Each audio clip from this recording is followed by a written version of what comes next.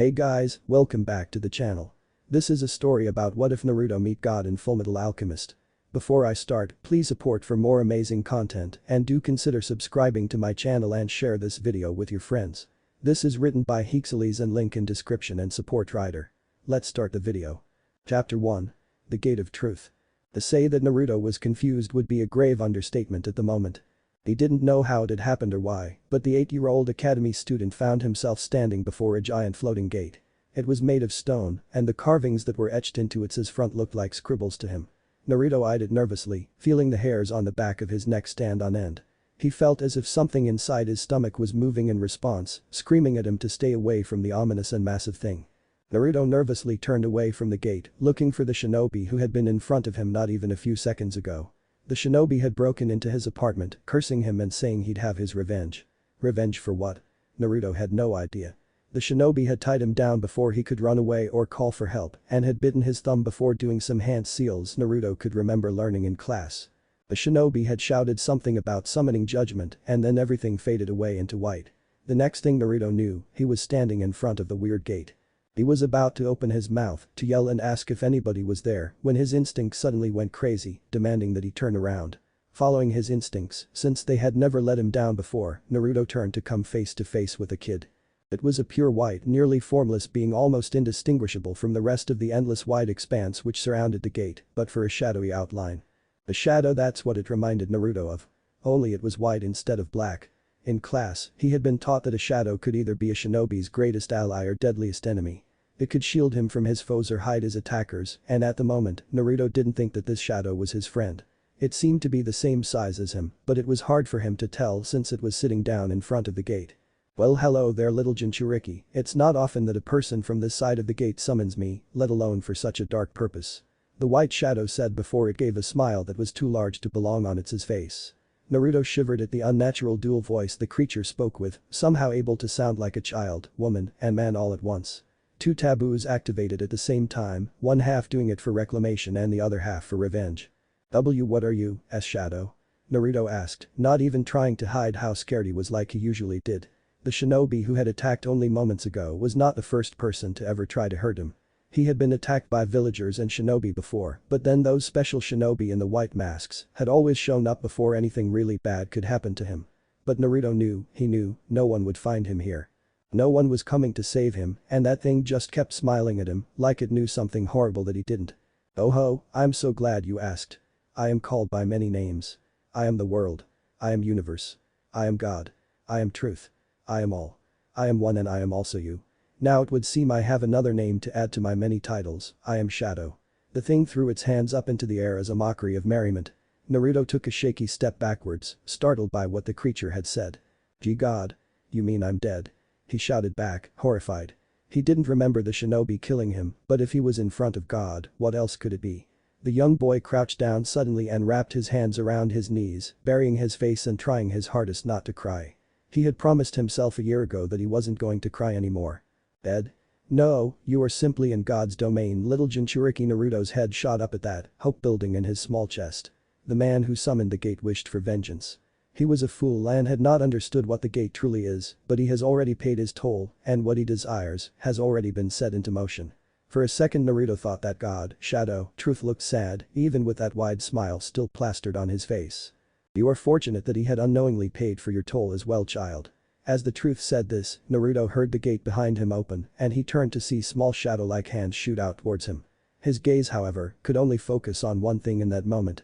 It was an eye, larger and more terrifying than Naruto had ever seen, and it stared down at him, seemingly damning him with its gaze. It, oddly, had several rings around its pupil and was colored a dark gray. Naruto tried to move, to get away, but the shadowy hands wrapped themselves around him too quickly, and no matter how much he struggled they wouldn't let go.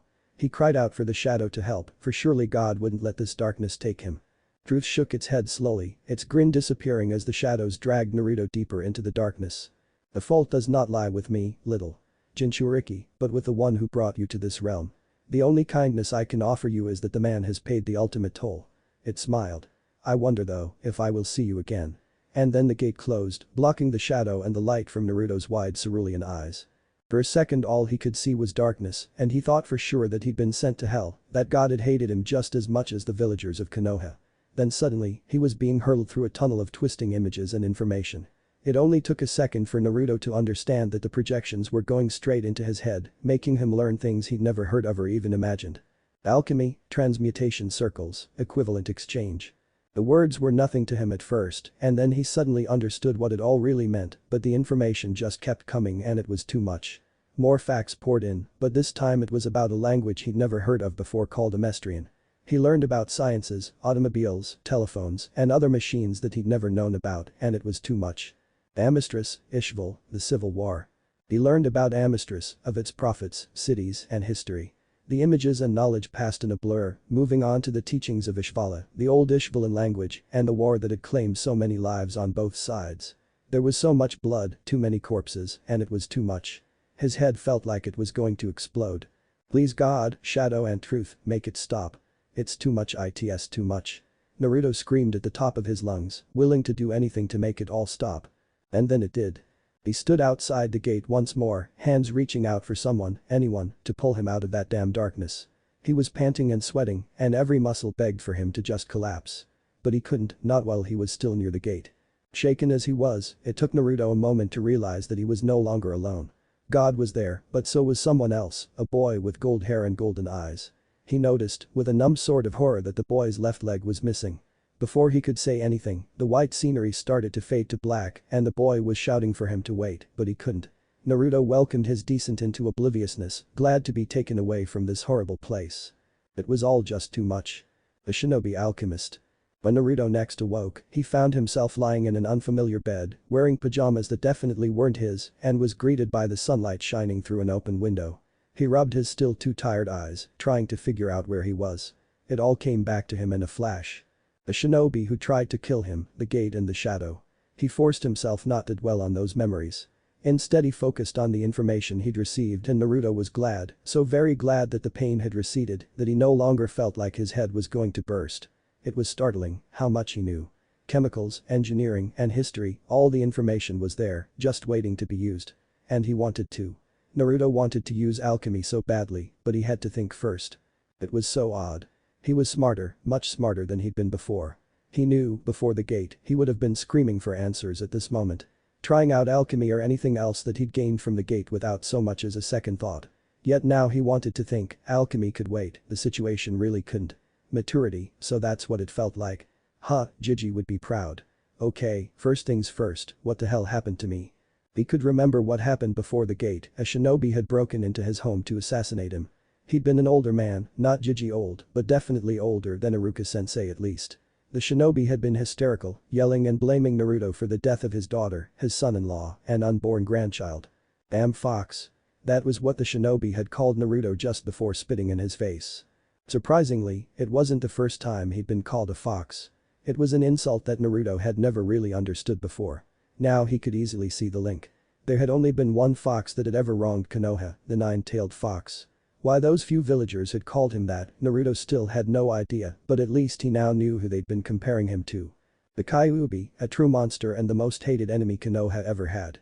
After the shinobi had said his fill and had directed a few kicks at Naruto's unprotected stomach, the man had said that he needed to suffer.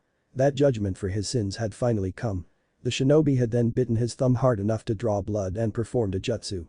The next thing Naruto knew, he was in front of the gate, standing in God's domain. I am the world. I am universe. I am God. I am truth. I am all. I am one and I am also you.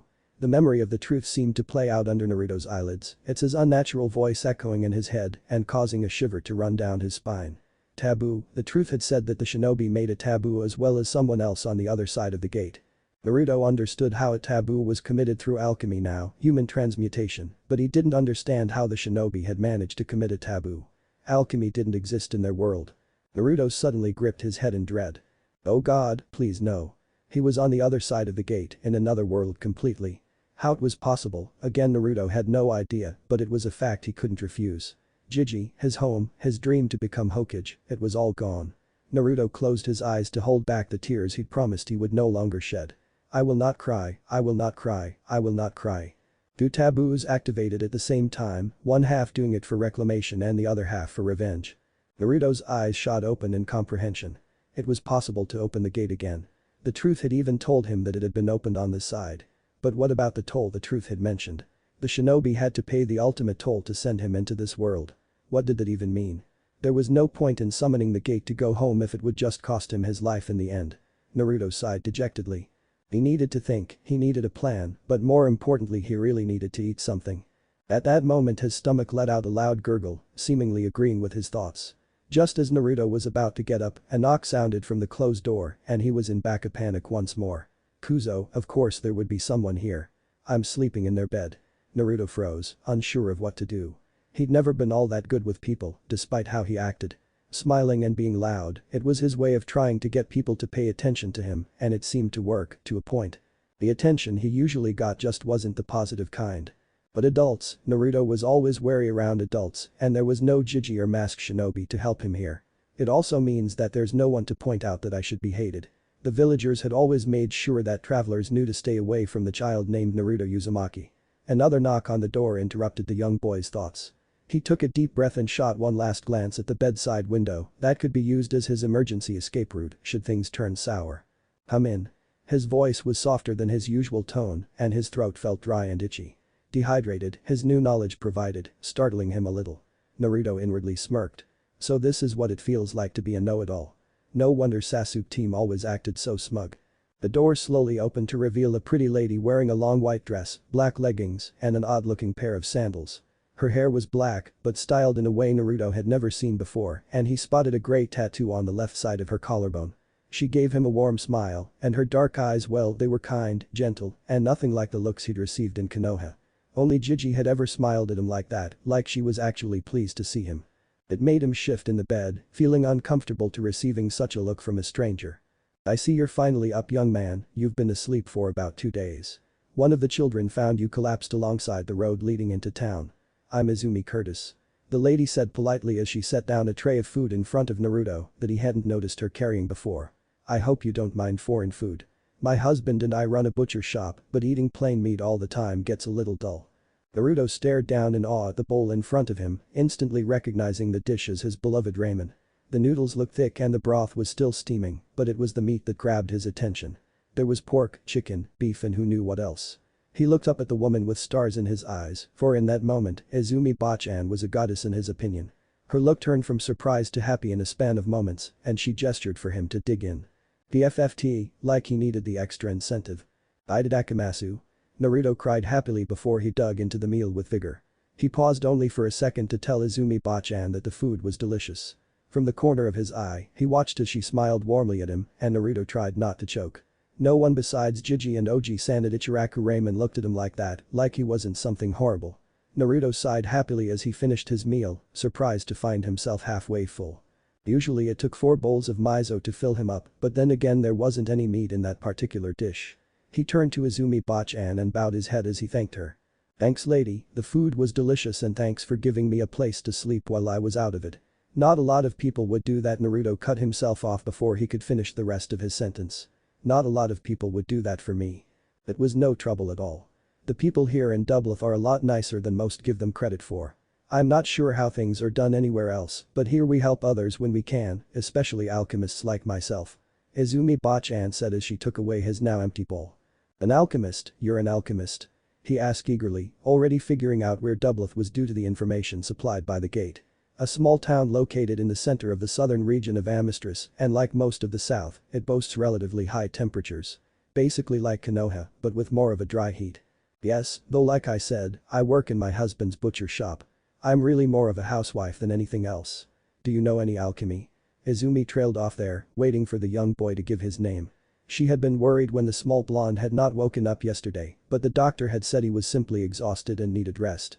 Inwardly, she mused over the fact that she seemed to be picking up too many blonde strays recently. First Ed and Al and now Naruto, Uzumaki Naruto. The young blonde said, his breathtakingly blue eyes shining brighter than before. They had been the first thing Izumi had noticed when she'd entered the room. Blue was the dominant eye color for Amestrians, but Naruto's eyes shone brighter than any she had ever seen before and were almost as striking as the Elric's golden eyes. I know tons of alchemy, though it wasn't by choice. Naruto continued softly as he looked out the window, his eyes dimming a little. Oh, did someone you care about demand that you learn? Izumi asked lightly.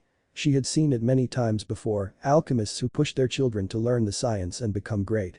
Some able to live peacefully with the fact that their child could not learn it, while others disowned their children outright, treating them as nothing more than failed experiments. It was how she'd met Mason. "No, it was I had to learn, or else I would have died," Naruto said just as quietly as before, continuing to stare out the window and not wanting to look at Izumi Bachan as he lied to her. He couldn't tell her about the truth or the gate. It was a taboo for a reason. He didn't want to get into trouble because of what the shinobi did. Besides, how did someone explain that they were from a different world without sounding crazy? Bachan blinked at him in surprise, obviously not expecting such a serious answer, and he cursed himself for not thinking before speaking. "How old are you, Naruto? And where are your parents?" Something like concern filled her tone, and Naruto let himself ease a little in response. "She's not like the villagers. I'm 8, but I'll be 9 in a couple of months. My parents are dead. I'm an orphan." Naruto answered shortly, his thoughts turning towards the parents he'd never met. He'd often asked Gigi what had happened to them and who they were. The Hokage had never told him who they'd been, he claimed he didn't know.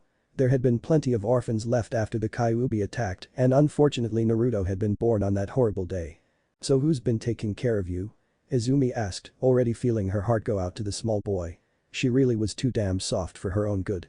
Orphans were not that uncommon in Amistris. After the Ishbalin civil war had spread to the east, many civilian lives were affected. "Well, I lived on my own, but Gigi stopped by to check on me whenever he could. He's really nice, Izumi Bachan." Naruto replied easily, only to end up gulping nervously as Izumi sent him a glare. "Bachan? I'm sorry, but I think I must have misheard you. You want to try that again?" Izumi growled as she cracked her knuckles threateningly. It wasn't unusual to hear others speak the languages of neighboring nations, even if Amestrian was obviously the dominant choice of speech. Her Shinjis may be a little weak, but Izumi clearly remembered that Bachan meant something like granny or old lady. First Ed and Al, now Naruto. She wasn't old, damn it, she was only 31. I don't get it, Izumi Bachan, did I say something wrong?" Naruto stuttered nervously as he rubbed the back of his head. Izumi Bachan was giving him the scariest look he'd ever seen, and that counted the time he'd accidentally looked up Amni-chan's dress. "Oh. Is this one of those showing proper respect things?" Naruto asked in sudden realization, before nodding his head in a sagely manner. Many people got mad when he called the Hokage, Gigi. "I do respect you, Izumi Bachan, and I also like you a lot too. You're really nice and pretty." Izumi paused at Naruto's innocent-sounding words. So he didn't mean calling her old as an insult, but as a term of endearment. What a strange kid. She turned back to Naruto, ready to demand that he never call her that again, when she froze at the wide and pleased grin he was giving her. "How can I say no to a face like that?" Izumi mumbled under her breath before shrugging her shoulders in defeat. It wouldn't kill her to allow Naruto to call her Bachan, at least in private. "Fine, whatever, kid. What were you doing passed out on the road anyways?" she asked gruffly as she looked away from Naruto's painfully cheerful expression. Just the sight of it made her cheeks ache in sympathy. "I'm traveling to learn more about alchemy," he answered happily. Izumi nodded her head in understanding, having gone through her own quest for knowledge when she'd been younger as well, though she hadn't been 8 at the time, but rather 18 instead. Izumi paused to think. 8 years old, Naruto was the same age Alphonse had been when she'd taken the Elric boys in as her students. She spared a moment to think about her 2 favorite pupils, Edward would be 11 now, and Alphonse would be 10. How time flew. Bachan, can you show me some of your alchemy?" Naruto asked eagerly, interrupting Izumi from her thoughts. "I bet you know lots of things." "Show you my alchemy? Are you asking to become my student, Naruto?" she asked dubiously, not sure whether she wanted to say yes or no at having another student. Despite her initial reservations, Izumi loved Ed and Al as if they were her own children. And she couldn't deny that she'd grown fond of Naruto after watching over him for the past 2 days. The boy tilted his head in thought before shrugging. "I don't know how much you know. It wouldn't make sense for me to be your student if I know more about alchemy than you do, Bachan," he said truthfully, and it made Izumi smile. She could tell that Naruto wasn't trying to be arrogant, he simply didn't know if his knowledge was lesser to hers. It was a rather logical outlook, if not a very naive one. Good point, Naruto. How about I give you a demonstration of what I can do and we'll go from there, alright?" Izumi Bachan asked, and Naruto nodded his head impatiently. He knew alchemy, but he'd never actually seen it in person.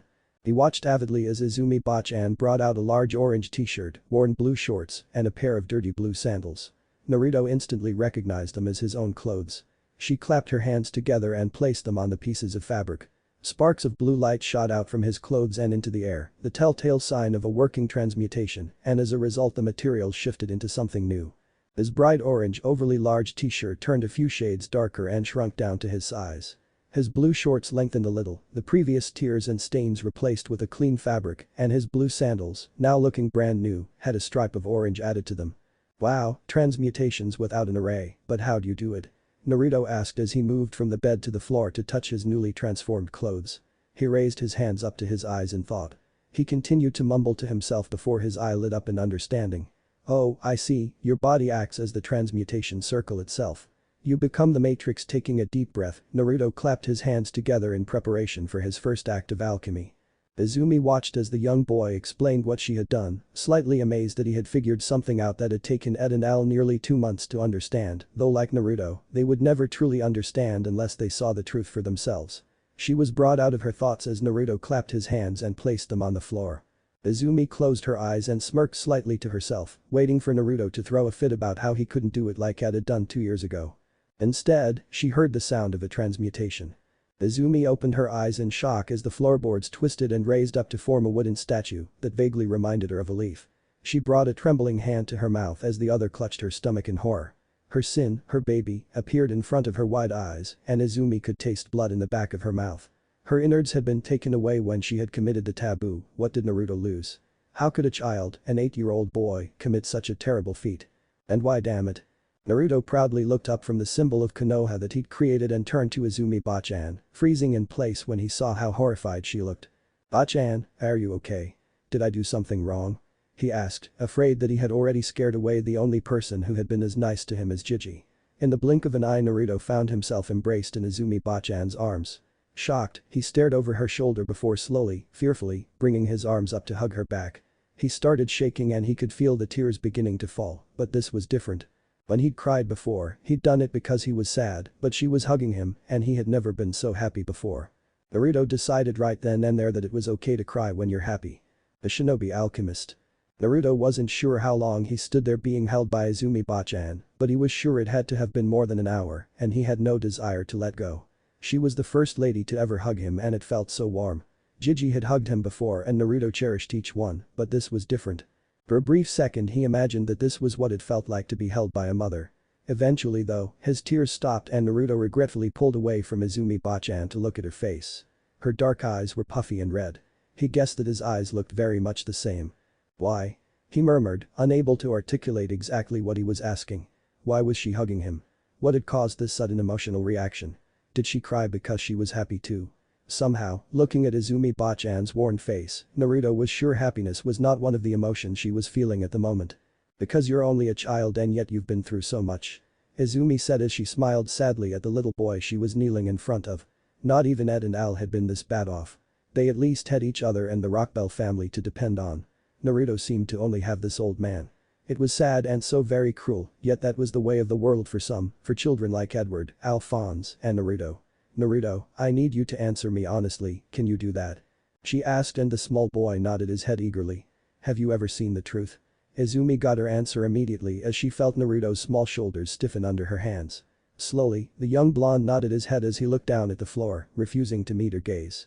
Izumi sighed as she studied the boy who had somehow fallen into her care. It couldn't be a mere coincidence that he had crossed paths with her. Perhaps the truth had taken pity on Naruto and led him to where it knew he would be safe. So have I, Izumi admitted softly and Naruto's head shot straight up, his wide cerulean eyes instantly finding hers. For a while it seemed we were barren, my husband and I wanted a child, but we couldn't conceive. When we were finally able to conceive, I ended up falling gravely ill and our child as well. He was not able to take a living breath in this world, and so, I committed the taboo. Izumi wrapped her right hand around her lower stomach. Sometimes late at night, after having a nightmare about that day, Izumi imagined that she could actually feel the hollow parts inside her body. As a result, I lost part of my reproductive organs and the chance to have another child. Izumi smirked sadly at herself. What an idiot I was. She continued bitterly as she closed her eyes to hold back the tears. She had long since mourned for the loss of her child and for what could have been. It was torturous, but not a day went by that she didn't imagine the life she could have led had she not committed the taboo. Naruto looked up at Izumi Bachan with a mixture of admiration and sorrow. She had committed the ultimate taboo out of love for her child, to save them in the only way she knew how. She must have been willing to sacrifice anything to bring back her baby back. In the end, Bachan had failed to save her child, and as punishment for committing the taboo, she was denied the right to bring another life into this world. And Naruto thought that was unforgivably cruel. I didn't summon the gate, another man did. I'd never met him before. He mumbled before biting his lower lip. He shouldn't be telling Izumi Bachan this, but she shared her story with him. Naruto wouldn't feel right if he didn't tell her something in return after she'd opened up to him, bringing up old wounds that still hurt. It was the first and most basic rule of alchemy. Equivalent exchange. It was for an experiment or something, I'm not sure. Lie. That shinobi had obviously been aiming to kill him by sending him to the gate. All I know is that the truth said the man had paid the ultimate toll to make it happen. Next thing I know, I'm waking up in your bed. It wasn't the whole truth, it wasn't even close, but it was something he could share, and that made all the difference to Naruto. For the second time that day he was embraced by Izumi Bachan, but this hug didn't feel the same. It felt sad, and Naruto now knew why Bachan had been crying earlier. It was because she'd felt sorry for him. She was upset for his sake, for the trials he'd been put through, and that was something he had only ever experienced coming from Jiji, after the villagers had been particularly awful. It was more than just sympathy though. Bachan understood. She understood what had happened to him with the gate, how scary everything had been, because she'd experienced the same. Naruto had never met anyone who was able to understand him like this, someone who'd gone through the same pain that he had. It was in that moment, while he clung to her tightly, he decided to help Bachan in any way that he could, whenever he could. It was startling to find that she had become so important to him in just a few short moments, but it was a bond he cherished, even if it was born from their mutual suffering. Deep down, he desperately wished that Izumi Bachan shared his feelings. A shinobi alchemist. Alright Naruto, show me what you can do. Izumi said sternly from the other side of her backyard. It was the same area where she had trained both Ed and Al in alchemy and in hand-to-hand combat, which was what she was doing with Naruto now. Once Naruto had told her how he had come to see the gate, she had tried to get the boy to talk about lighter subjects, which was actually a lot harder than she'd originally thought. It turned out Naruto had never had the chance to know his parents. They'd been killed in battle of some kind when he'd been just an infant. Izumi suspected they had died in the civil war. Naruto had never said so, but the skirmishes that had broken out in the east happened around the time he was born. Naruto apparently had no friends, but he occasionally played with two boys called Shikamaru and Choji. He has a crush on a girl named Sakura and even harbors a fierce rivalry with another boy named Sasuke. After 20 depressing minutes of listening to Naruto's depressing past, Izumi had decided it was best to just stop asking questions. Thankfully it didn't take long before Naruto had excitedly asked to see her perform more alchemy, which had given Izumi an idea. She was curious to see how far along Naruto was in the science. The gate granted knowledge to those who passed through its doors, and she wondered just how much information Naruto had received. In the end, she challenged him to a fight as a practical exam. Naruto had welcomed the challenge with an unusual amount of enthusiasm that Izumi was beginning to realize was how he normally behaved. "Here I come, Bachan." The boy shouted as he charged at Izumi, and she hid a smile at his bullheaded approach. She often preferred head-on attacks, believing that striking quickly meant for a swift end for her opponent. She'd had to beat this type of fighting style into the Elric boys for a month before it finally caught on, as both had a habit of thinking before acting. Naruto, it seemed, would not need that lesson. She easily dodged the high kick Naruto had sent towards her stomach and swiftly blocked the following uppercut aimed at her nose. Izumi raised her eyebrows in surprise as she hadn't been expecting for Naruto to have any martial arts training, even if his form was terribly sloppy and full of holes. She smiled slightly to herself, this she could definitely work with. Naruto's eyes widened as Izumi Bachan grabbed his sidekick with her left hand and tossed him over her shoulder, landing face first into the ground a few feet away. He grunted as he spat out a mouthful of dirt and quickly pushed himself to the side to avoid the stomping kick Bachan sent his way. Rolling into a crouch, Naruto took a second to regain the breath that had been knocked out of him. He had expected Bachan to be good, but she was kicking his ass without even trying. It reminded him of his spars with Sasuke team a little, except Izumi Bachan wasn't acting like he was a waste of her time. Naruto was proud to say that he was one of the best in his class when it came to Taijutsu, losing only to Sasuke team and Kiba. Of course he'd never fought against the girls in his class, but Naruto was sure he wouldn't have lost to any of them. Not because they were girls, Izumi Bachan proved that reasoning to be false, but because they never really took Taijutsu class seriously. They mostly spent their time fighting over Sasuke team. The sound of clapping brought Naruto out of his thoughts, and he felt the ground shift just before a fist made of stone shot up towards him. He clapped his own hands and slammed them into the ground to create a thick wall of earth. Both rock structures crumbled as they collided, and he used the smoke and debris to cover up his second transmutation. He shifted the broken rubble into 5 kunai-shaped weapons and launched 3 of them from the smoke at Izumi Bachan. Izumi managed to avoid the strange knives Naruto had thrown at her more out of reflex than anything else. She grinned widely to herself. It had been a long time since she'd had a decent fight. The Elric boys had come to her without an ounce of training in self-defense, and although they were prodigies in alchemy, that talent did little to make up for their lack of skill in combat. Before the cloud of dirt could disappear completely, Naruto launched towards her with his fist cocked back and ready to be let loose. Izumi, who had originally planned to catch his attack, jumped back at the last second to avoid getting hit. Naruto's arm slammed into the ground, leaving a medium-sized dent as rocks kicked up into the air from the force behind his strike.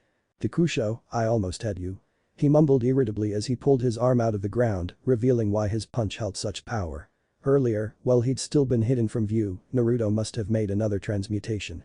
This time he had created a club-like structure of stone surrounding his left arm. Izumi blinked in surprise as she spotted the rock surrounding the young boy's fist and forearm, impressed by his ingenuity. She knew of alchemists who manipulated the materials around them to turn themselves into weapons, like the Iron Blood alchemist, but she had never expected an 8-year-old boy to come up with the same idea, and in the middle of a fight no less. Izumi smirked though, as she spotted the fatal flaw in Naruto's stone arm creation.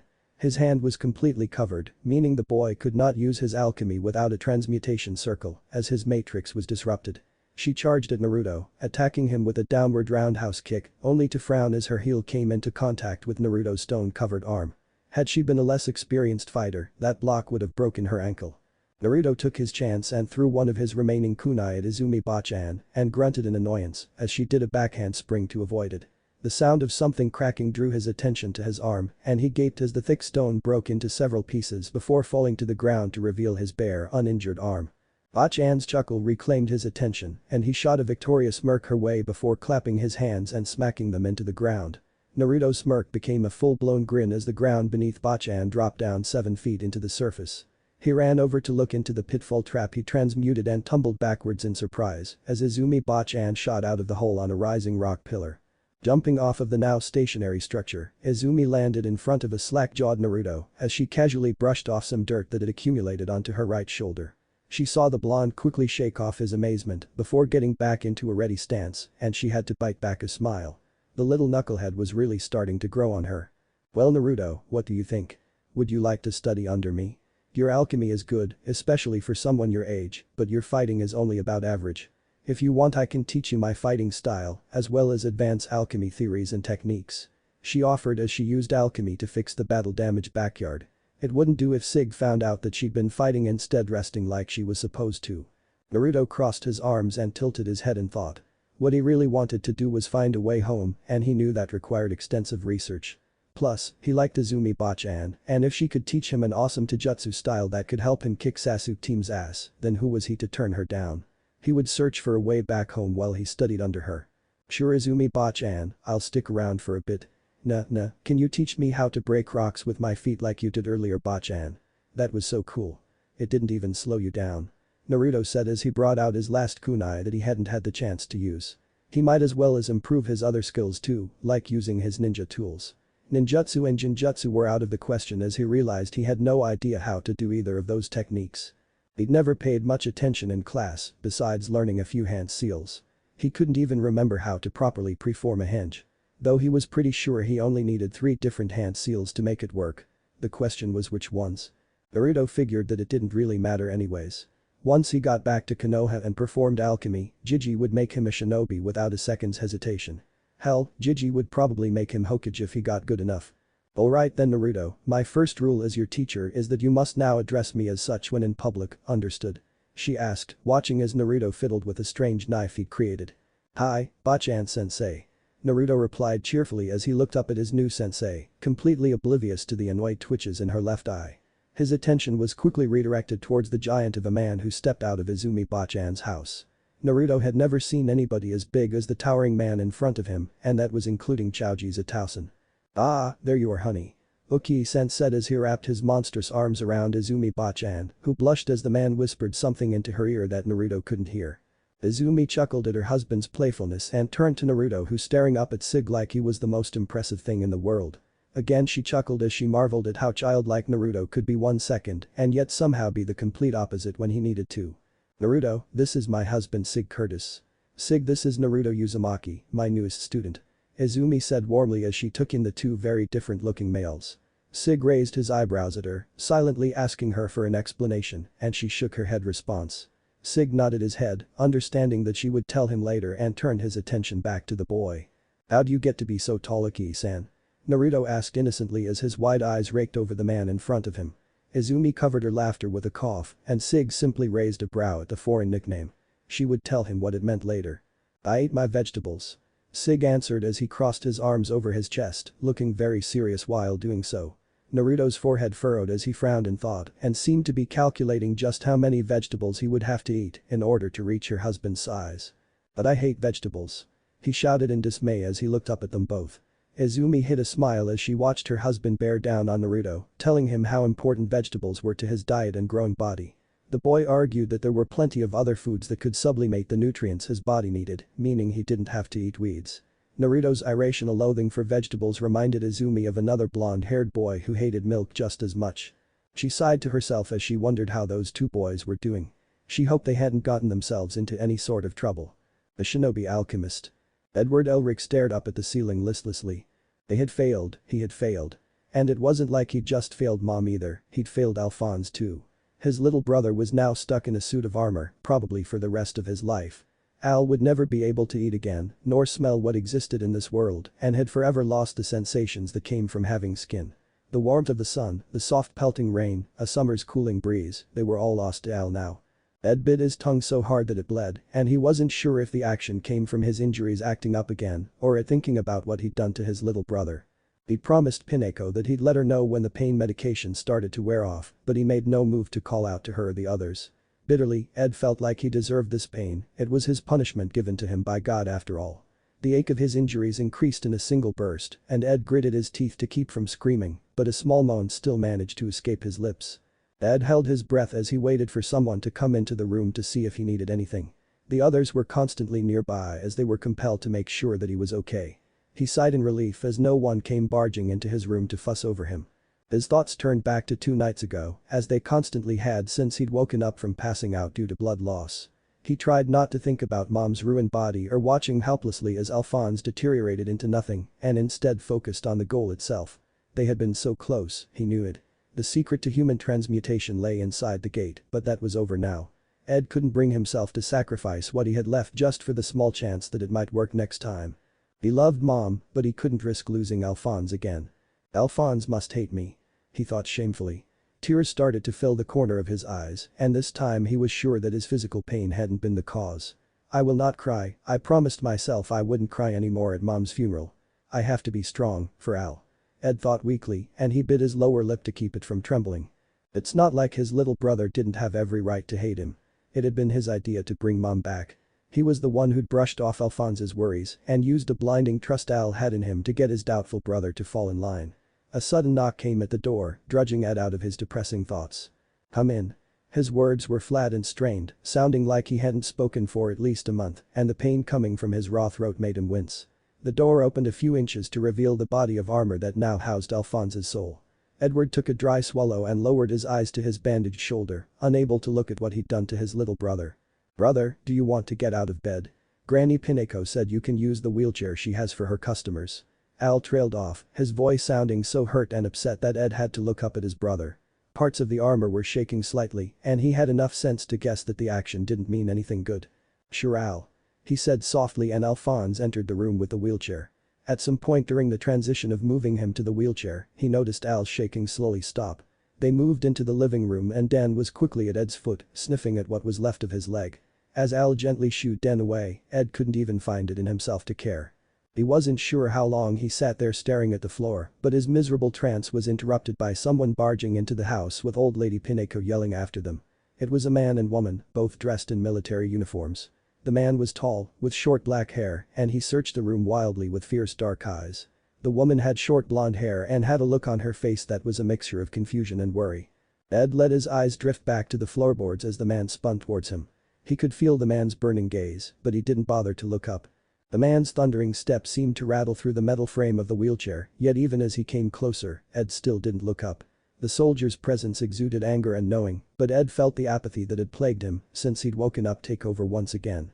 "Al's already lost his body and I'm missing half of my limbs. What more can they do to us? We went to your house, we saw the floor. What was that?" the military man shouted, his arm shooting out to grab the front of Ed's shirt, lifting him out of the wheelchair. There was too much pain in the sudden movement for Ed to even react. It was just paralyzing and his vision dimmed for a second before he was startled out of his shock by what the man said next. "What did you do?" This man already knew. Ed didn't have to explain anything, and to hear the pointless accusatory questions from this stranger's mouth just made everything worse. The walls Ed had built, his last defense against the tears, crumbled and he bowed his head to hide his face. His apathy and guilt gave way to staggering, unbearable sadness and loss. The memories from that night seemed to play out in front of his wet eyes in a blur, almost moving too fast for him to see. Al was screaming for him, crying out for help as his body was forcibly deconstructed and Ed couldn't reach because his leg was being taken too. The gate stood before him and the truth was smiling at him, and then those shadow-like hands dragged him towards that giant glaring eye surrounded by darkness. The information, there was so much. Ed had never realized how little he knew until the knowledge was given to him. He was happy and anticipating, because he realized the answers to all of his questions were inside the gate. Their approach had just been wrong, human transmutation was possible. Then he'd learned the truth, and as per the rules of equivalent exchange, he lost his left leg for the information he'd gained. He came back to the world screaming for help, for Mom, as he clutched his decapitated leg. He was looking at the center of the transmutation circle when he heard a groan and spotted a mangled, ugly body reaching out for him. And then it died, he'd killed Mom, but Al was still gone and he needed to get his little brother back.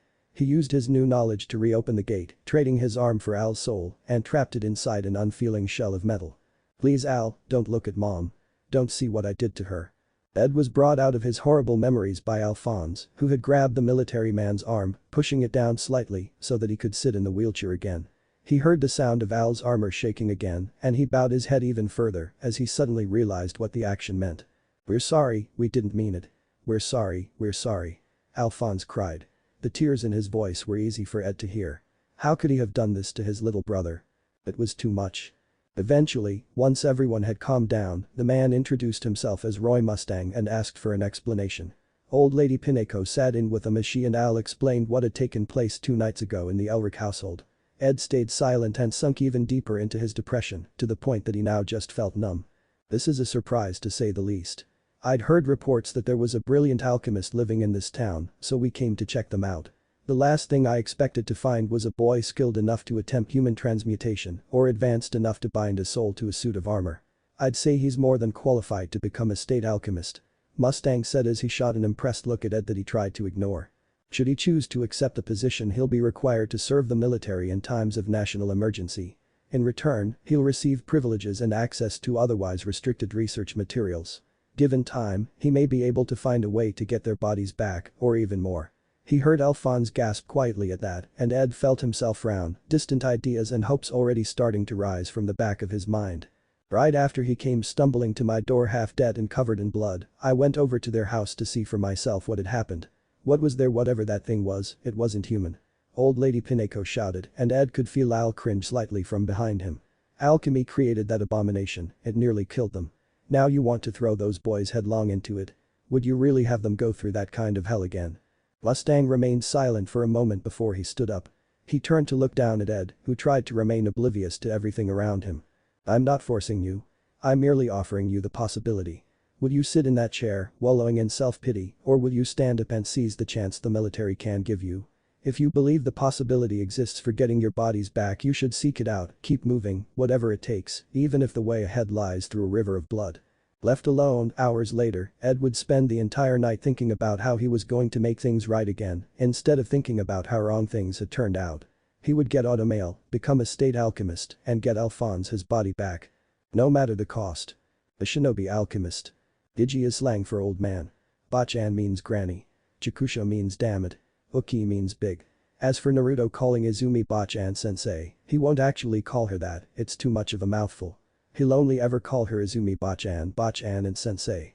I understand that shinobi and ninjas are the same thing, people who practice ninjutsu, but the word ninja is used more by the Western culture. If I switch between the two, know that there really isn't any difference. Amistris is a nation based off of European culture. As such, it didn't make much sense for them to speak Japanese. Thus I made their native language Amestrian, which would be English to us. Of course other nations speak different dialects, meaning Shing speaks Shinjese, Japanese, Kreta speaks Cretan, French, Arugo speaks Irgish, Swedish, Drachma speaks Drachman, Russian, and Ishval speak Old Ishbalin, Romanian.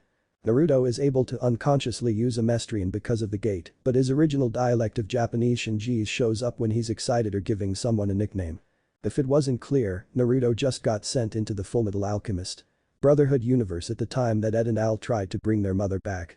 Ed saw Naruto come through the gate at the moment that he was sacrificing his arm for Al's soul.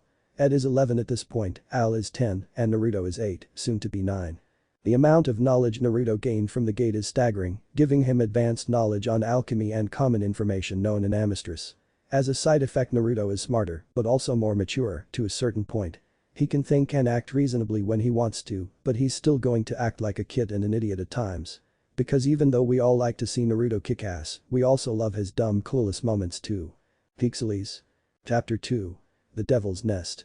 A small blonde boy ran through the crowded streets of Dublin. The vendors and shoppers alike sent him warm greetings to which he smiled at and answered in kind. It had been horribly awkward at first for Naruto to get used to the nice hellos and warm welcomes given to him by the citizens of Dublin. If he pretended hard enough, he could almost imagine the same reactions coming from the villagers of Konoha. As such, it was only recently that he was able to return the friendliness without stuttering over his words, though he still tended to avoid people in general. Their openness was entirely out of his comfort zone, and Naruto knew it would take him a while still to get used to it. So he avoided them by traveling through the town as any true shinobi would, by roof. It took him a month to figure out that he needed to pump chakra through his legs to make it happen, but once he learned how, it was a simple matter of staying focused on what he wanted to do. Izumi Bachan, however, had thrown a fit when she'd found out that he traveled by roof. She claimed that he would fall off one day and break his neck, and wouldn't that just be the most idiotic way to die. So Naruto only went roof hopping when someone was there to supervise him, that someone usually being Bachan. Then again, what Bachan didn't know wouldn't hurt her. Or more specifically, what Bachan didn't know wouldn't hurt him. Just thinking about what his sensei would do to him if she ever found out made Naruto shudder with fear. In the 3 months that Naruto had been studying under Bachan, he'd come to understand a lot more about alchemy. At first, she had wanted to start with the basics, but his short attention span soon reared its ugly head and they'd quickly moved on to the harder stuff. Naruto still found the lectures and study sessions boring, but Bachan ordered him to do it. And he'd quickly learned that not doing what she said made Izumi Bachan violent and really scary. In his first month, Bachan had actually dropped him off on a seemingly abandoned island to fend for himself, telling him he could not use any alchemy while there to help him survive. Having had to catch wild animals for food in the past, Naruto had no troubles with trapping and cooking his meals. He still usually stuck to eating fish though, only killing the little rabbits when he absolutely had to. Finding shelter was a little more difficult, but he'd eventually discovered an abandoned cave that he had made his own after the first week. At first Naruto had thought his only company on Yak Island was the wildlife. He'd soon found out that he was wrong. A wild man, one wearing some sort of tribal mask, had attacked Naruto on his 9th night on the island. He had run away from the man the first time, easily losing him in the jungle-like environment by tree jumping. The second time he tried fighting the man off, which resulted in Naruto getting his ass kicked and making him doubt his fighting abilities. When the man attacked a third time, which was much later in the month, Naruto had been training himself day in and day out. He fared much better in their rematch and had even managed to knock off the man's mask. Needless to say, Naruto had been pissed when he'd found out that it was only Mason. The older man had nervously explained that he'd been ordered to attack him by Izumi Bachan, as she believed that foraging for food and shelter was too easy a task. While Naruto silently agreed with his sensei, it didn't mean that he'd appreciated being chased and attacked at random. He had kicked Mason off the island, leaving the man to nurse a bruised face and to explain to Bachan why he was back so soon. His remaining stay on the island proved to be relaxing for Naruto, who'd even managed to make friends with a pair of foxes that had, strangely enough, taken a liking to him. Once Izumi Bachan showed up with Uki-san, Naruto had been taken back to their meat shop and given a large bowl of some well-deserved ramen. To the citizens of Dublin, he'd become a common sight as he'd somehow ended up becoming the delivery boy for all of the orders that the meat shop got. His speed and size let him travel through the city much faster than Mason could, and the man was more than happy to let Naruto take his daily runs. Naruto didn't mind the job so much. It was sort of like training to him. Every day he tried to beat his previous scores, running from one costumer to the next. Lately, he'd been using weights to make it more difficult. Bachan wouldn't let him go past 40 pounds yet, he had 10-pound weighted band on each limb, but Naruto could sometimes sneak some rocks into his backpack, adding a few more extra pounds. Arriving back at the meat shop, Naruto tried to sneak past Uki-san, hoping to avoid being sent out another delivery. As much as he liked helping the Curtises out, he'd much rather be doing some mock fighting in the backyard. "Naruto, good you're back. I've got a delivery headed for the edge of town. It's for the Devil's Nest, got it?" Uki-san said without even looking up from the meat he was currently cutting. Naruto sighed, not the slightest bit surprised that he'd been caught. Either he really needed to practice his stealth skills more, or Uki-san had eyes on the back of his head. It was probably the former. "Hi." He grabbed the packaged meat that was on the counter, sliding it into the orange backpack the man had bought him as a birthday present a month ago, and moved to leave the shop when he felt a large hand drop onto his shoulder. Naruto looked up at Uki-san, wondering why the man had stopped him. It hadn't taken him very long to warm up to the giant man. Sig Curtis didn't have much to say about anything, but there was just something about the usually silent man that Naruto liked. Maybe it was the way that Uki-san had welcomed him into his home, or maybe how the man always snuck him some extra ramen when Bachan wasn't looking. Whatever the case, Naruto liked the large man very much. "The Devil's Nest is not a nice place, Naruto. Just drop the package off at the bar and leave, alright?" Uki-san said seriously and he nodded in understanding. After staring at him for a second, Uki-san smiled slightly and ruffled his hair, making Naruto grumble sourly before turning around to hide a smile of his own. Maybe it was the little actions like those that made him like Uki-san. Naruto arrived at the Devil's Nest in record time, though considering it was his first time there, he was sure his first trial run didn't count. He approached the slightly dilapidated and dirty-looking building, pausing some feet away before heading towards the entrance. Uki-san wasn't kidding about this place. "This whole building gives me the creeps." His advancement towards the only door was quickly halted by a tall man with a short blonde mohawk on his head. "I guess he guards the entrance just like the shinobi who guard Konoha's gate." Strangely, Naruto noticed that the man had a funny scent about him, one that he couldn't quite place. "Hey, whoa there kid, no one under 18 is allowed in here little buddy," the man said as he spat out a cigarette from his mouth, crushing the remains under his boot. "Sorry Kanshinen-san, but I have a delivery to make," Naruto replied as he bowed his head respectfully.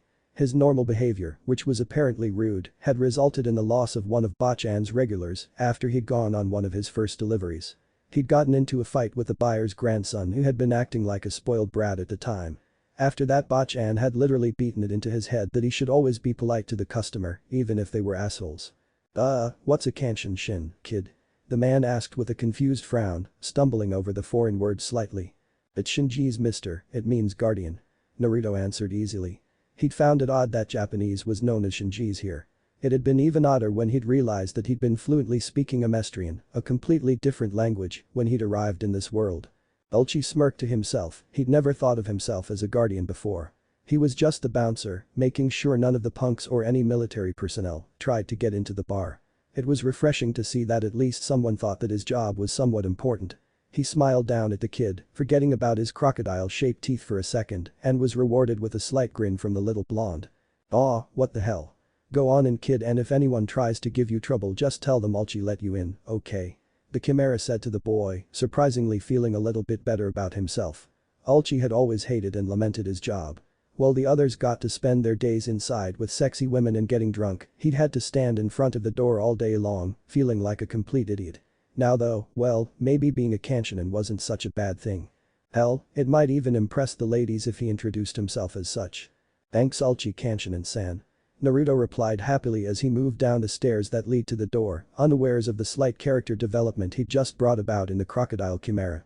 As soon as he entered the dark room, Naruto coughed on the thick smoke that clung to the air. The smell of alcohol and something burning irritated his eyes and made him want to sneeze.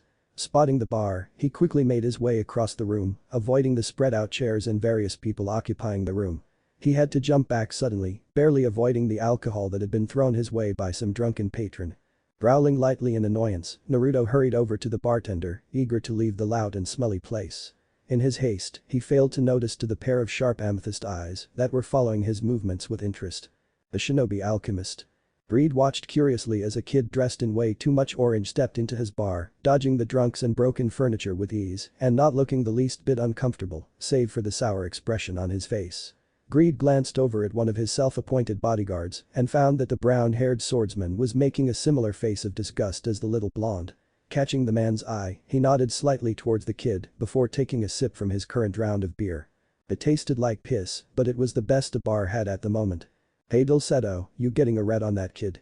Greed asked, and the dog Chimera nodded his head, narrowing his eyes as he seemingly took the boy's appearance.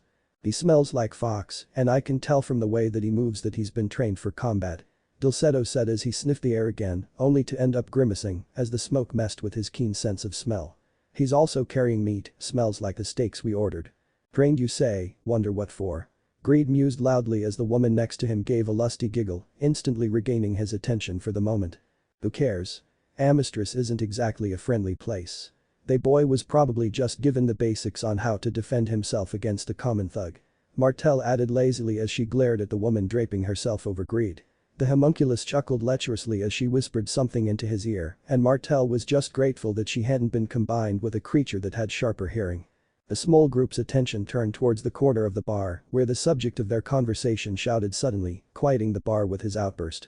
Look here, asshole. I don't care how much you think you owe me. The fact of the matter is that you're still 50 cents short and I'm not leaving until you pay up. The kid shouted angrily, making Greed snicker slightly. Looks like Kyo is trying to pull another fast one. Dulcedo muttered as he turned his attention to the ceiling and sighed tiredly. Sometimes it was just too damn boring in this place. What he wouldn't give for a little excitement. Look, you little punk, you obviously did the math wrong. Just go home and you won't get any trouble. Kyo growled as he cracked his knuckles in a threatening manner. The others in the bar had already become bored with the pointless exchange. Kyo was known for always trying to swindle money out of people, and his unimaginative threats had become a common thing to hear over time. Boy, you want to take this outside. Fine, I'm game, and once I kick your sorry ass, you have to pay double what you owe. The brat challenged. Kyo smirked and led the way outside with the blonde boy following behind him, giving a glare that looked more like a pout on his young face. Greed's eyes followed the two as they left the room, and he brushed off his lady guest to follow, Dulcedo rising to his feet as well. Some of the others in the bar started placing bets just for sake of doing something different. Obviously the odds on the brat weren't looking too good. As Greed stepped into the back alleyway, he spotted the kid a little further up the cobblestone lane, looking very eager for a fight. Dulcedo stepped up beside the homunculus, his katana resting at his side and ready to be used. Kyo had a tendency to take things a little too far, and the last thing they needed was a body to hide. I'll give you one last chance to back down, punk, leave, and your store won't lose a valuable costumer. Kyo called from his side of the alley, his brutish voice and broad stature surely being enough to frighten the small boy into backing down. From the way the brat was glaring at Kyo though, Greed didn't think he looked too worried. Ah, you think after today Aki-san will still want to do business with you once he finds out you tried to rip him off? You'll definitely need to find a new place to get your meat from, team. The kid yelled back, and Greed heard Dulcedo growl dangerously from beside him. That certainly wasn't good news. Meat was a very important thing to some chimeras, especially to Martel, Dulcedo, and Alchemy. This was actually the third butcher shop they'd been through. The last two had stopped delivering due to Kyo either trying to pull a fast one or that the Devil's Nest's bad reputation had scared them off. In any case, Kyo would be getting a beating later if he managed to chase away this new meat shop after just one order. TCH, whatever you little punk. I'll make you regret those words. Kyo shouted as he moved forward to take a swipe at the kid. The boy jumped back and clapped his hands together before slamming them onto the ground. A transmutation activated and the cobblestones rose up, wrapping around Kyo and leaving him unable to move. Just like that the fight was over. Greed felt his smirk melt right off his face, eyes narrowing seriously as he really looked at the small boy. It had been a long time since he'd seen alchemy performed without some sort of medium. Ideas and half-formed plans raced through his mind, but one thought stood out above the rest. The brat was a sacrifice. He knew what this meant. They would come for the kid and would likely find him here as well. Gluttony would likely be the one to sniff him out. And then he'd either be dead or back inside the old coot. Greed wasn't stupid. He knew father had little use for a pawn that didn't take orders. Pops would want total control, and Greed would never willingly allow himself to be under anyone's thumb.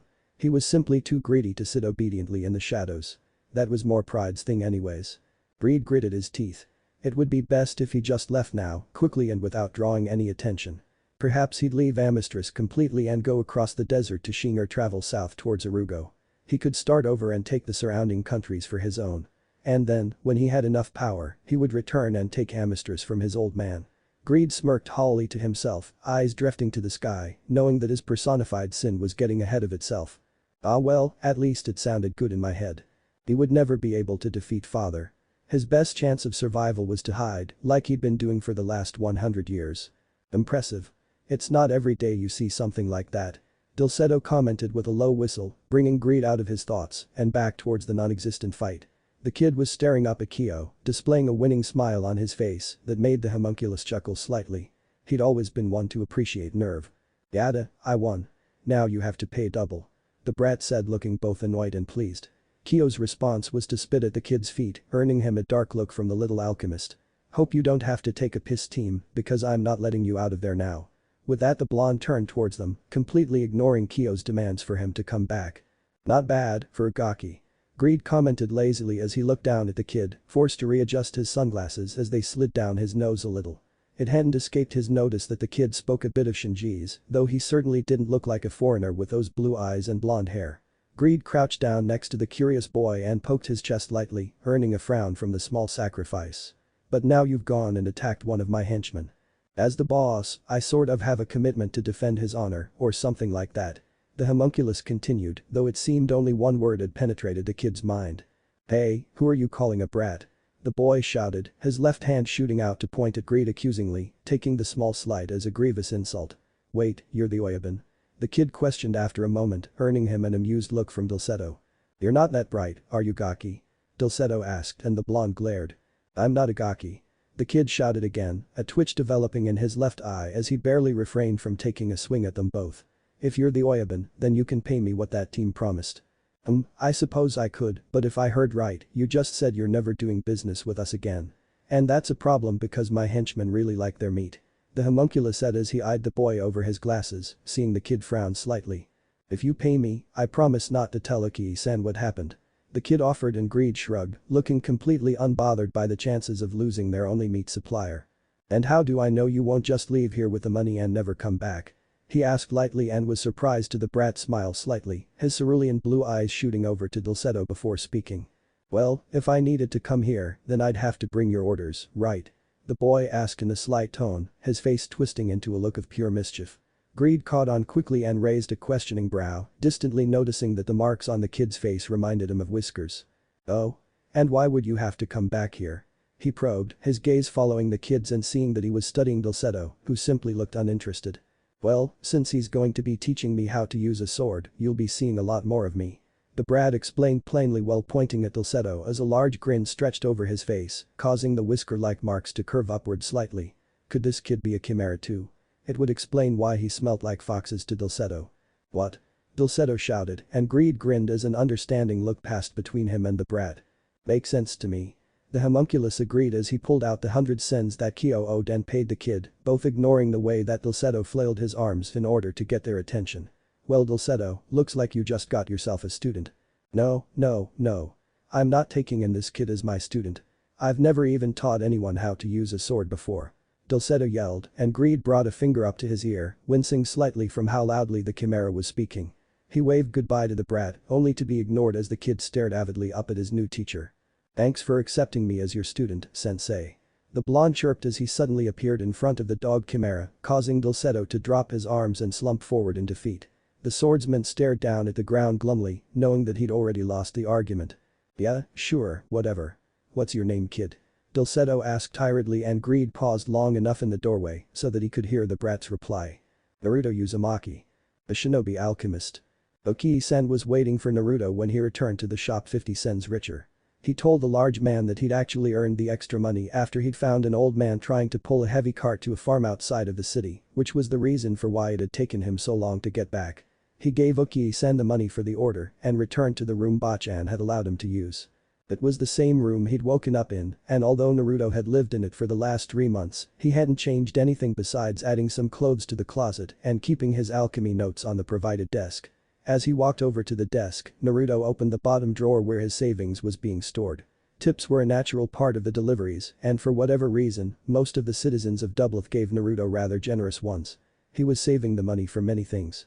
He bought different types of metals, often to make kunai and shuriken with, experimenting to see what worked and what didn't. He also had to have money for when he struck out on his own. There was no denying it.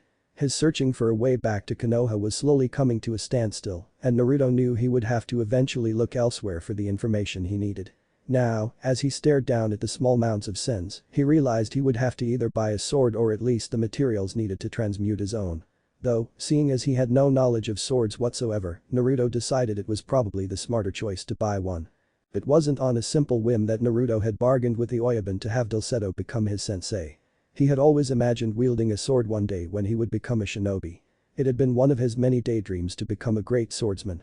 Naruto had been disappointed when he'd arrived at the academy and had found out that they wouldn't learn how to use any weapons beyond shuriken, kunai, smoke bombs, exploding tags, and ninja wire. When he'd seen that katana at Dulcedo's waist, Naruto just knew that this was his chance to learn how to use a sword. While Dulcedo-sensei hadn't seemed all that enthusiastic about taking him as a student, he wasn't against the idea either. Dulcedo-sensei had asked him about his previous training, and Naruto told him about his intermediate skills at martial arts and about his proficient level in alchemy. Dulcedo-sensei gave him a new training regime to add to the one Bachan already had him on, having Naruto focus on his upper body strength and endurance. The blonde was more than eager to get started and he quickly left his bedroom to go to the backyard, swiftly passing Bachan's room on the way. He paused slightly, looking at his first sensei from the doorway and taking in her sleeping form. She had been sick for the past couple of days, tired and coughing up blood occasionally. It had shocked Naruto when he'd first witnessed one of Bachan's episodes months ago. The violent upheaval of dark red, the sound of it splattering across the kitchen table, the way she had collapsed onto the floor. It had terrified Naruto, and he'd been so thankful that Uki-san was in the other room at the time. Izumi-sensei had then fully explained her condition to him. The effects were the results of the state her body after her attempt at human transmutation. With her reproductive organs missing, her entire biology had been thrown into chaos. Bachan was dying, slowly and painfully. Naruto hadn't known how to react to that, he'd never lost anyone before, and the thought that Bachan would soon be gone wasn't a future that he could visualize. He'd told her as much at the time, eyes wet and face tear-stained as he'd asked her what he could do to help her get better. Her advice had been simple, cruel, and somehow comforting. He would never forget her words for as long as he lived. Everyone dies, Naruto, some sooner than others, and it's always sad. I won't be the only person who you can't save. That's just how life is. The only thing you can do is stand up, brush yourself off and move forward. Naruto looked back down the hallway, hearing Uki-san calling for him, most likely to deliver another order, and sighed. It looked like he wouldn't be able to start his new training until tomorrow. Naruto went to leave, but stopped to look back at his sensei. She looked so pale and frail. It was so easy to forget that she wasn't healthy, especially when she handed him his ass during training. The young alchemist looked down at his feet in thought, remembering a similar time where Gigi had talked about staying strong in the face of adversity. Sadly, he hadn't been paying much attention at the time. Naruto was half convinced that a fire's will was involved somehow, but that didn't sound quite right now that he thought about it. But he did understand the point Gigi had been trying to make, it was about never giving up. Uki-san called out for him again, and Naruto gave Izumi-sensei one last determined look before continuing down the hall. Don't worry, Gigi, Bachan. I won't ever give up or stop moving forward.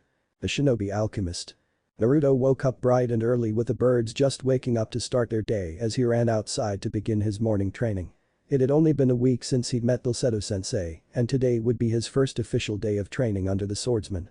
He'd met up with Dulcedo-sensei the morning after he'd encountered the man, eagerly wanting to learn how to use a sword as quickly as possible. However, when Dulcedo-sensei had found out he had zero experience with a sword, the man had given him a few sets of basic stances and attacks to practice and familiarize himself with. Naruto had, begrudgingly, promised to go through the katas and agreed to return in a week so that Dulcedo-sensei could teach him the next set of moves. It had been awkward at first for Naruto, standing in Bachan's backyard with a bakken gripped in his hands as he clumsily practiced his katas. Dulcedo-sensei didn't want him using a real sword until he mastered the basics. A smart move on his sensei's part, for had Naruto been using a real sword, he was pretty sure he wouldn't have any fingers at this point. It was a surreal experience for Naruto to practice the sword katas Dulcedo-sensei had given him, mainly because they were the first moves he had ever actually practiced on his own. When it came to taijutsu, his teachers at the academy hadn't really told him what to do. Punch when you see an opening, block when you need to. That was the extent of their knowledge they had shared with him when it came to fighting. Naruto had been forced to figure out where to go from there on his own. He'd seen the other kids in class go through taijutsu stances and moves from a distance. He tried to copy them as best he could, but eventually he gave up and went with more of an anything goes kind of fighting style. He'd had no technique, no forms, and no sense of timing. It was no wonder Sasuke team had always been able to wipe the floor with him. Thankfully, Bachan had been teaching him her style the last few months. Naruto couldn't wait to show Gigi just how awesome he'd become. So after a week of going through the same moves over and over again, Naruto was certain he at least had a basic understanding of how to use a sword. Besides the sword katas, Dulcedo-sensei had also given him exercises designed to increase his upper body strength and speed. Along with the leg lifts, sit-ups, laps, and sparring that Izumi-sensei had assigned him, he also had push-ups, pull-ups, and weighted training to do for Dulcedo-sensei. Naruto could honestly say he'd never exerted himself as much as he had during the past week. Hours later Naruto arrived at the Devil's Nest, beating his last mark by 40 seconds. Maybe he should try asking Bachan if he could increase his weights again, 40 pounds was beginning to feel too easy. Pausing to say a hello to Ulchi Kanshinan-san, Naruto excitedly entered the Devil's Nest to find Dulcedo-sensei. With cerulean blue eyes searching for their target, Naruto shouted as he spotted, not his sensei, but someone who might know where his teacher was. Oyabun. Oi, Oyabun. Were the shouted words that punctured Greed's hazy mind. He reluctantly turned away from the very sexy redeed he'd been necking and sent an irritated glare at the idiot who'd interrupted him. He spotted a flash of orange racing over to him and gave a tired sigh. Oh, it's just you. What do you want, Gaki? Can't you see I'm in the middle of something? Greed grinned over at the woman next to him and she blushed heavily in response, her soft hand brushing over the marks he'd left on her neck. Nah, lady, you okay? The Oyabun didn't hurt you, did he? Naruto asked as he spotted the woman's red face and bruised skin. He sent a dark look over at the Oyabun before looking back up at her in concern. She stared back at him for a long second and Naruto started to worry that he might have done or said something wrong when she let out a high-pitched squeal that hurt his ears. So cute. She shouted and Naruto took a step back, looking uncertain as he pointed at himself. Hey? Who? Me? He asked in confusion, looking behind him for the person that she must have been talking about. Nobody had ever called him cute before. He was therefore taken by surprise as her arms wrapped around him, pressing his blushing face into her very large breasts. Aren't you just the sweetest thing? She cooed and Greed could only stare as the little runt stole all the attention from his buxom babe, unable to get over his disbelief. That should be his face being rubbed up against those beautiful boobs. Is he your son, Mr. Greed? It took Greed a minute to fully process her question, which was enough time for Naruto to free himself from a suffocating death, though he silently admitted it wouldn't be the worst way to go. No way in hell. They both shouted at the same time, a blush still heavily evident on Naruto's face. They turned to glare at each other and the woman giggled slightly, earning a pout from Naruto, which got him another hug. What the hell are you doing here, kid? Greed asked irritably, watching as the redeed left the bar. When he'd tried to ignore the brat and continue what they'd started, the woman had stopped him, saying that she couldn't destroy a little boy's innocence. The meat we ordered from last week hasn't run out yet, so I know you're not here to make a delivery. I'm here for my lessons. Do you know where Dulcedo-sensei is? Naruto asked as he furiously rubbed off the pink lipstick stain from the side of his cheek. He hoped all ladies wouldn't react to him like the last one, he didn't think he could handle it if women kept calling him cute. He couldn't become a badass shinobi with that description hanging over his head. Huh? How the hell am I supposed to know where he is, Gaki? Greed returned lazily as he placed a hand on the back of his neck and cracked it back and forth. Stop calling me Gaki, Oyabun. My name is Naruto. The blonde runt shouted and Greed furrowed his eyebrows as his amethyst eyes sharpened in interest behind his sunglasses. Was the kid going to keep calling him boss? Then again, he hadn't introduced himself yet. Then you can call me Greed, kid, and you're what, 5 years old? That makes you a Gaki. He said dismissively as he waved his hand over at Kyo, signaling for the idiot to bring over some more alcohol. Boy. I'm not 5, I'm 9. Naruto argued as a warm feeling filled his chest, making him smile slightly. He turned 9 about a month ago on October 10th. Usually, his birthday only represented bad things back in Konoha, like the Kyuubi attack and the Yondaime dying to save the village. Nobody, besides Jiji, had celebrated his birthday. Well, Inu-san usually gave him a gift. Last year the white-masked silver-haired shinobi had given him Gama-chan. Naruto frowned for a second, he missed his little toad wallet. This year though, when Naruto had shyly told Bachan that his birthday was on the 10th, she, Uki-san and Mason had thrown him a party, inviting the neighbors and their children. Naruto had played games with the other kids, unwrapped a dozen presents, and had been sung happy birthday to by everyone in the room before blowing out the candles on his cake. It was the best birthday he'd ever had. The only thing that could have made it better was if the Jiji had been there too. Seriously? You're like 3 feet tall. You don't even reach my hips. Greed snickered at the brat as Kyo finally arrived with his drink. He saw the bartender shoot a dark look at Naruto, his fists clenching in anger. No doubt the man was sore from his defeat. The rest of the guys hadn't stopped making fun of him for losing to a kid. The homunculus sent his own glare at Kyo, pleased to see the man pale slightly before quickly returning to the bar. His eyes followed Kyo, and when he hesitantly looked back up, Greed was sure the bartender understood his silent message. The gaki was off limits. I'm not that short, besides, I'm still growing, you dumbass. Naruto shouted indignantly as he barely resisted the urge to pout angrily. It wasn't his fault he was so small, it's not like he'd had a good diet growing up. The lady at the orphanage had always underfed him, oftentimes withholding his meals if she'd felt he'd done something bad. Once Gigi had moved him into his own apartment and given him a weekly stipend, the only thing he could afford was instant ramen. At the time, the grocer had claimed that there had been some sort of orphan tax. Now that he was a little wiser, Naruto honestly couldn't believe how gullible he used to be. Yeah, whatever. The homunculus replied flatly, bored with the conversation already. Suddenly, Greed spotted a flash of blonde among the sea of brown and black hair. Hey Martel, get over here, I got someone I want you to meet. Naruto easily spotted the woman Oyabun had called out to. She had blonde hair that was a few shades darker than his, dark blue eyes, and some sort of green tattoo that started on her right shoulder and ended on her lower right cheek. When she reached them, Naruto discovered that she, oddly enough, smelt like snakes. She's not going to try to smother me too, is she? He asked Oyabun warily, earning him a raised brow from the woman and a snigger from the man. Ah, you wish you were that lucky.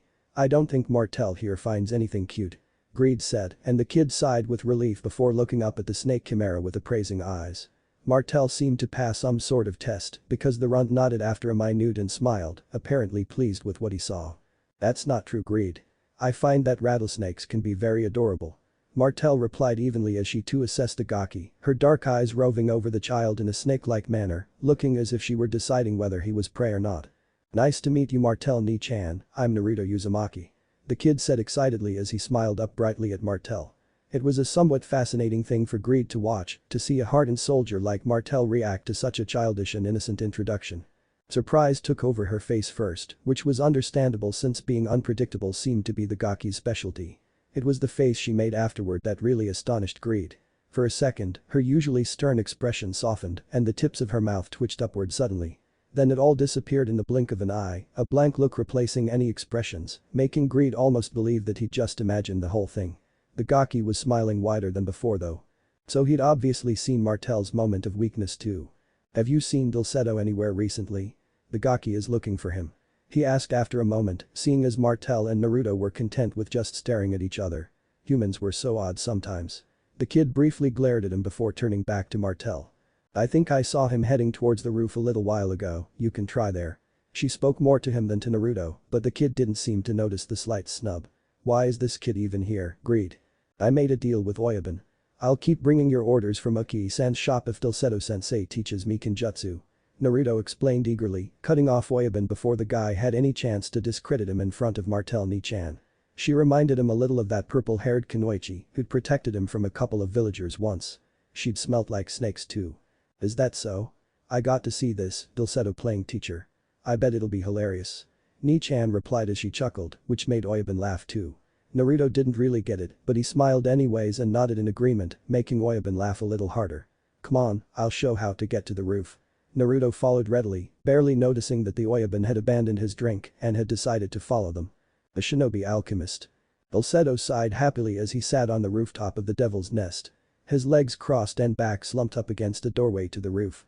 This was the one place where he could come to and get some peace and quiet, not that he usually desired those things.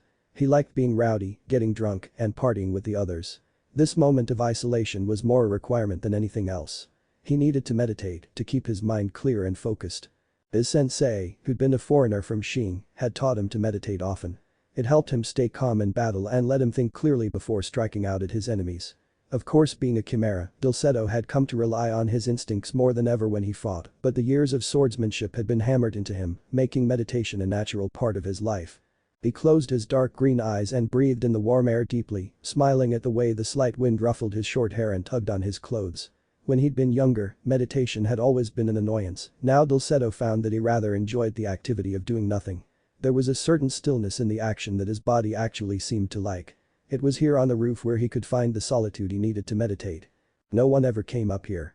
Which was why Dulcetto was taken by complete surprise as the door he was leaning against was suddenly flung open, throwing him a good few feet into the air and crashing face first in the roof surface. See, I knew he was up here. Dulcedo heard Martel say as he twisted around, holding onto his aching nose, and saw the woman standing in the doorway with her left foot still in the air. "Why the hell did you kick the door open? Can't you be a normal person for once?" He barked angrily as he stood up. Martel glared at him and it was almost enough to make him back down, but then his nose gave another painful throb, refueling his irritation. "Shut the hell up before I skin you and turn you into a throwrug. You're the idiot who was leaning against the door."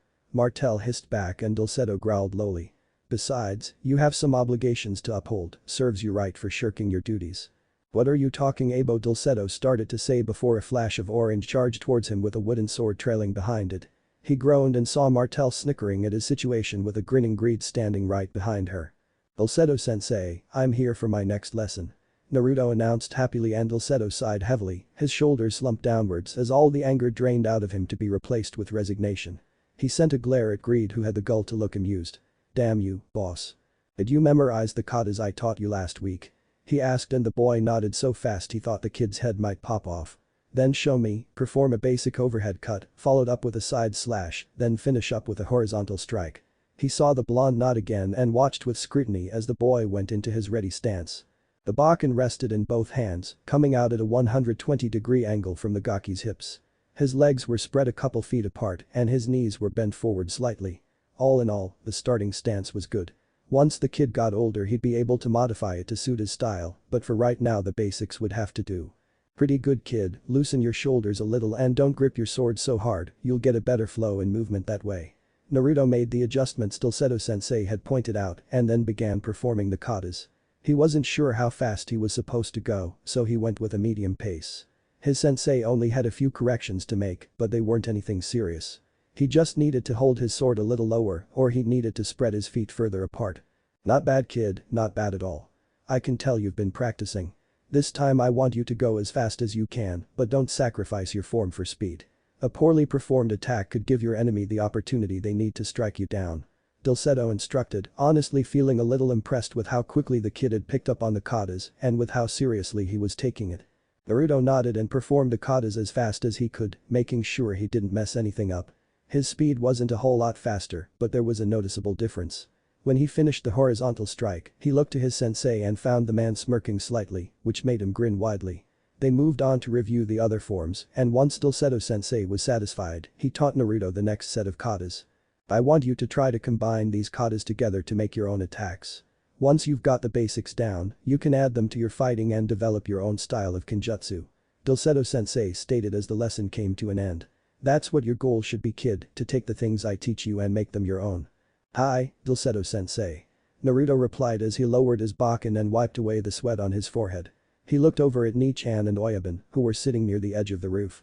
They'd watched the entire session, which he guessed was about 2 hours long, mostly staying quiet except for the few times when Nichan had teased Dulcedo-sensei. "Hey Gaki," Oyabun called and Naruto turned to growl at the man, his grip tightening around his wooden sword. "I am not a Gaki," he shouted back, cutting off the man before he could speak any further. Naruto silently swore he'd use alchemy to push the man over the roof's ledge if he called him that one more time. "Are you a chimera?" Greed continued, completely ignoring the brat's protest.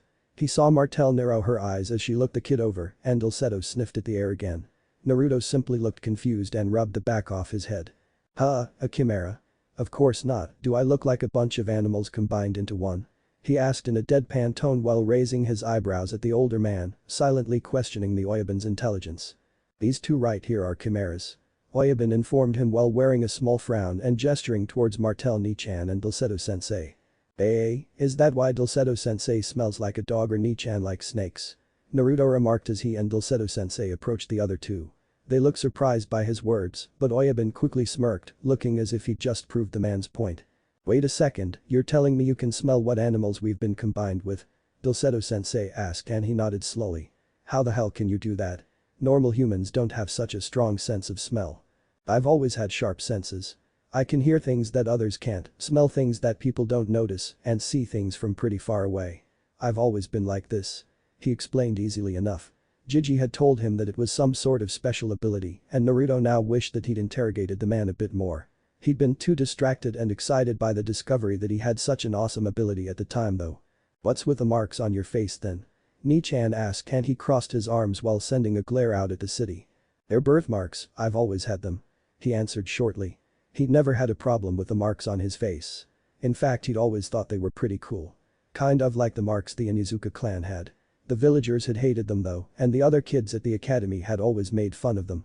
Okay, then how come you smell like foxes? Dulcedo-sensei asked, and Naruto opened his mouth to respond, only to freeze as the man's words sunk in.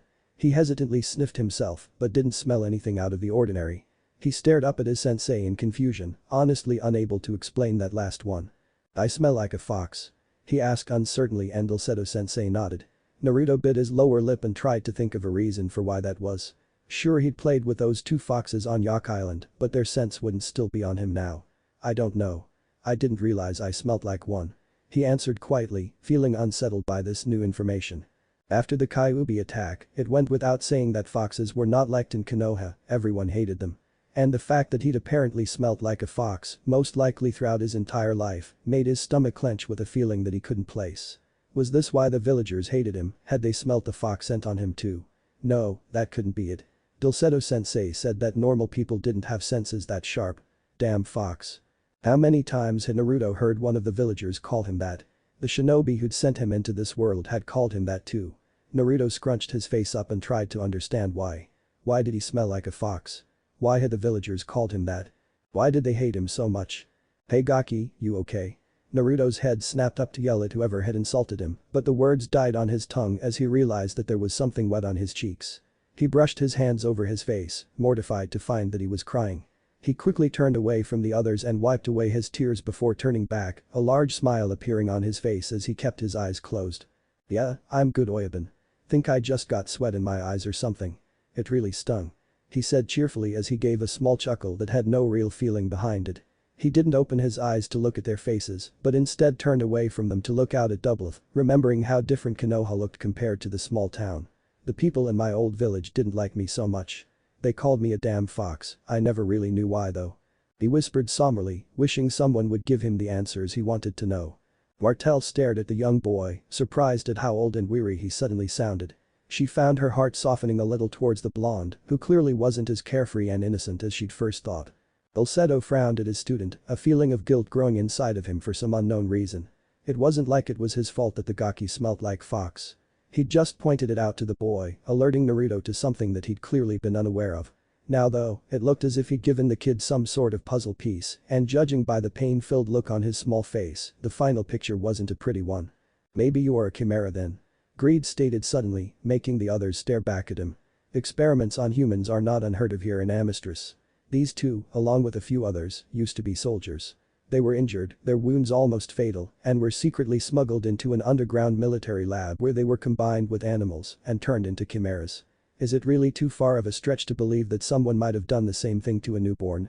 The people in your town probably knew about it and just never told you the truth. Naruto simply nodded quietly as he stared at the ground. While Oyabun's theory sounded good, he knew it was impossible for him to be a chimera. Alchemy didn't exist in his world, so there was no way for him to have been combined with a fox when he'd been a baby. But the Oyabun did make an interesting point that he hadn't thought about before. Maybe something did happen to him when he was little, something bad that the villagers knew about. Maybe it wasn't his fault that there was something wrong with him. Hear that, Gaki? You really are part of the gang now. Dulcedo-sensei said mockingly, and Naruto turned at him, steam almost pouring out of his ears as his face turned red with anger. Don't call me a Gaki, Koinu-sensei. Naruto shouted back as he pointed up at the man. The roof was dead silent for a second before Ni-chan burst into a fit of laughter that had her rolling on the ground, tears streaming down her face. Sensei's jaw dropped and he stared at Naruto incredulously for a few moments before regaining his wits. I am not a puppy. Dulcedo shouted back, and Martel laughed even harder in response. Shut the hell up, Martel. He growled at the woman who simply continued to laugh. I said shut up, you crazy snake bitch. He barked as he lunged at the woman. As Koinu-sensei and Martel Ni-chan fought, Naruto turned to look up at Oyabun, his earlier gloom still very much there. He found the man staring down at him intently, almost making Naruto fidget as he quickly brought up another fake smile. So what kind of chimera are you, Oyabun? The only thing I get from your scent is alcohol and tobacco. He said sourly as he scrunched up his nose in disgust. Still, the tobacco stench reminded him of Jiji, and Naruto was surprised to find he was slowly growing fond of the smell, just for the memories it provided. Oyabun smiled sharply at him, the man's razor-like teeth leading him to believe that he was part shark. Oh, I'm no chimera, Gaki. But I'm not human either. I'm greed the avaricious and I want everything you can think of. Money and women, power and sex, status, glory. I demand the finer things in life. Greed stated darkly as he crouched down to be at eye level with the brat, making sure to push down his glasses so that the kid could finally see his eyes. He brought up his left hand, showing off his Ouroboros tattoo, and the gawky gulped nervously, making Greed's smile grow a little bigger. You see, I'm something a bit more special than a chimera, kid. I'm a homunculus. A shinobi alchemist. Panchinen basically means guardian, but it's more like a security guard. Alchi never had a very large part in either the two anime series or the manga.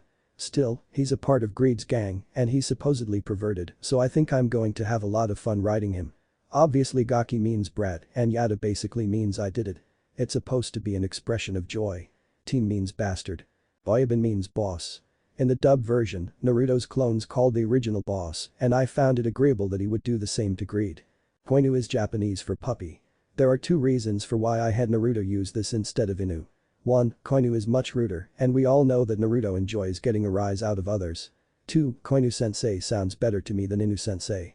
For those who don't know, Inu is Japanese for dog. Inu-san, the white masked shinobi who gave Naruto Gama-chan, is actually Kakashi. The purple-haired Kunoichi that saved Naruto was Anko. The Bakken is a wooden sword. Chapter 3. Passage of Time. Naruto panted as he dodged Bachan's kick. They'd been at it for 2 hours now, and he was sure one of them was going to collapse soon. His sensei dove after him, her longer reach playing into advantage as she grabbed the collar of his t-shirt and threw him across the yard. He twisted his body to land on all fours, just like Martel Ni-chan had taught him, and launched one of his kunai at the woman. Predictably Izumi-sensei sidestepped it, having grown used to the weapons after their many spars. She clapped her hands to the ground and created a simple spear before charging at him. Naruto also transmuted himself a weapon, but decided to create a set of long daggers instead. While he wasn't as proficient with the weapons as Ni-chan, Naruto knew that his skills were adequate enough to wield them successfully. Even though 2 years had passed since meeting Oyabun and the others, Naruto still hadn't told Izumi-sensei where he spent most of his time. She believed he went out into town, most likely to play with the other children, and he'd never bothered to correct her. So naturally, he wasn't going to show her how skilled he was with a sword because that would lead to questions. Omitting the truth was one thing, lying was something else entirely. It was one of Oyabun's morals that Naruto had adopted as his own. Never tell a lie. So he didn't say anything, too afraid that if she did find out the truth, Bachan might ban him from ever going back to the Devil's Nest. Naruto wasn't dumb, he knew that Oyabun and the others weren't the kind of friends a kid his age should have. Ignoring the fact that they were adults, they were also loud, rude, and occasionally did bad things. No, he knew for certain that Bachan wouldn't approve. Despite this though, Naruto couldn't help but be drawn to them. At first it was because Koinu-sensei was teaching him Kenjutsu, but then his reason expanded to learning how to fight from Ni-chan, spying with Bido, reading with Yama-san, guarding the entrance with Alchi, pestering Oyabun. Without realizing it, he'd begun to feel comfortable with them in just a few short weeks. They were outcasts like him, it seemed only natural that Naruto enjoyed being around them. It often made him wonder, when sitting at the bar and watching everyone interact, if this was what it was like to have a family. Koinu-sensei would be the Nai-san, a big brother whom he could learn from and play pranks on without the man getting too mad. Martel Ni-chan would of course be the Ni-chan, the elder sister who always looked out for him and beat up anyone who dared to mess with her little brother. Yama-san was the quiet Oji-san whom you could tell anything to, knowing that your secrets were safe with the Ox Chimera. Bido would be the Otanto, even though the lizard Chimera was much older than Naruto, he still felt protective over the Chimera. Bido was just so timid and insecure, unsure and unwilling to stick up for himself. He needed protecting. Then there was Alchi, who had to be the goofy Otoko that always shared things with Naruto, which weren't exactly appropriate for his age. Finally there was Oyabun.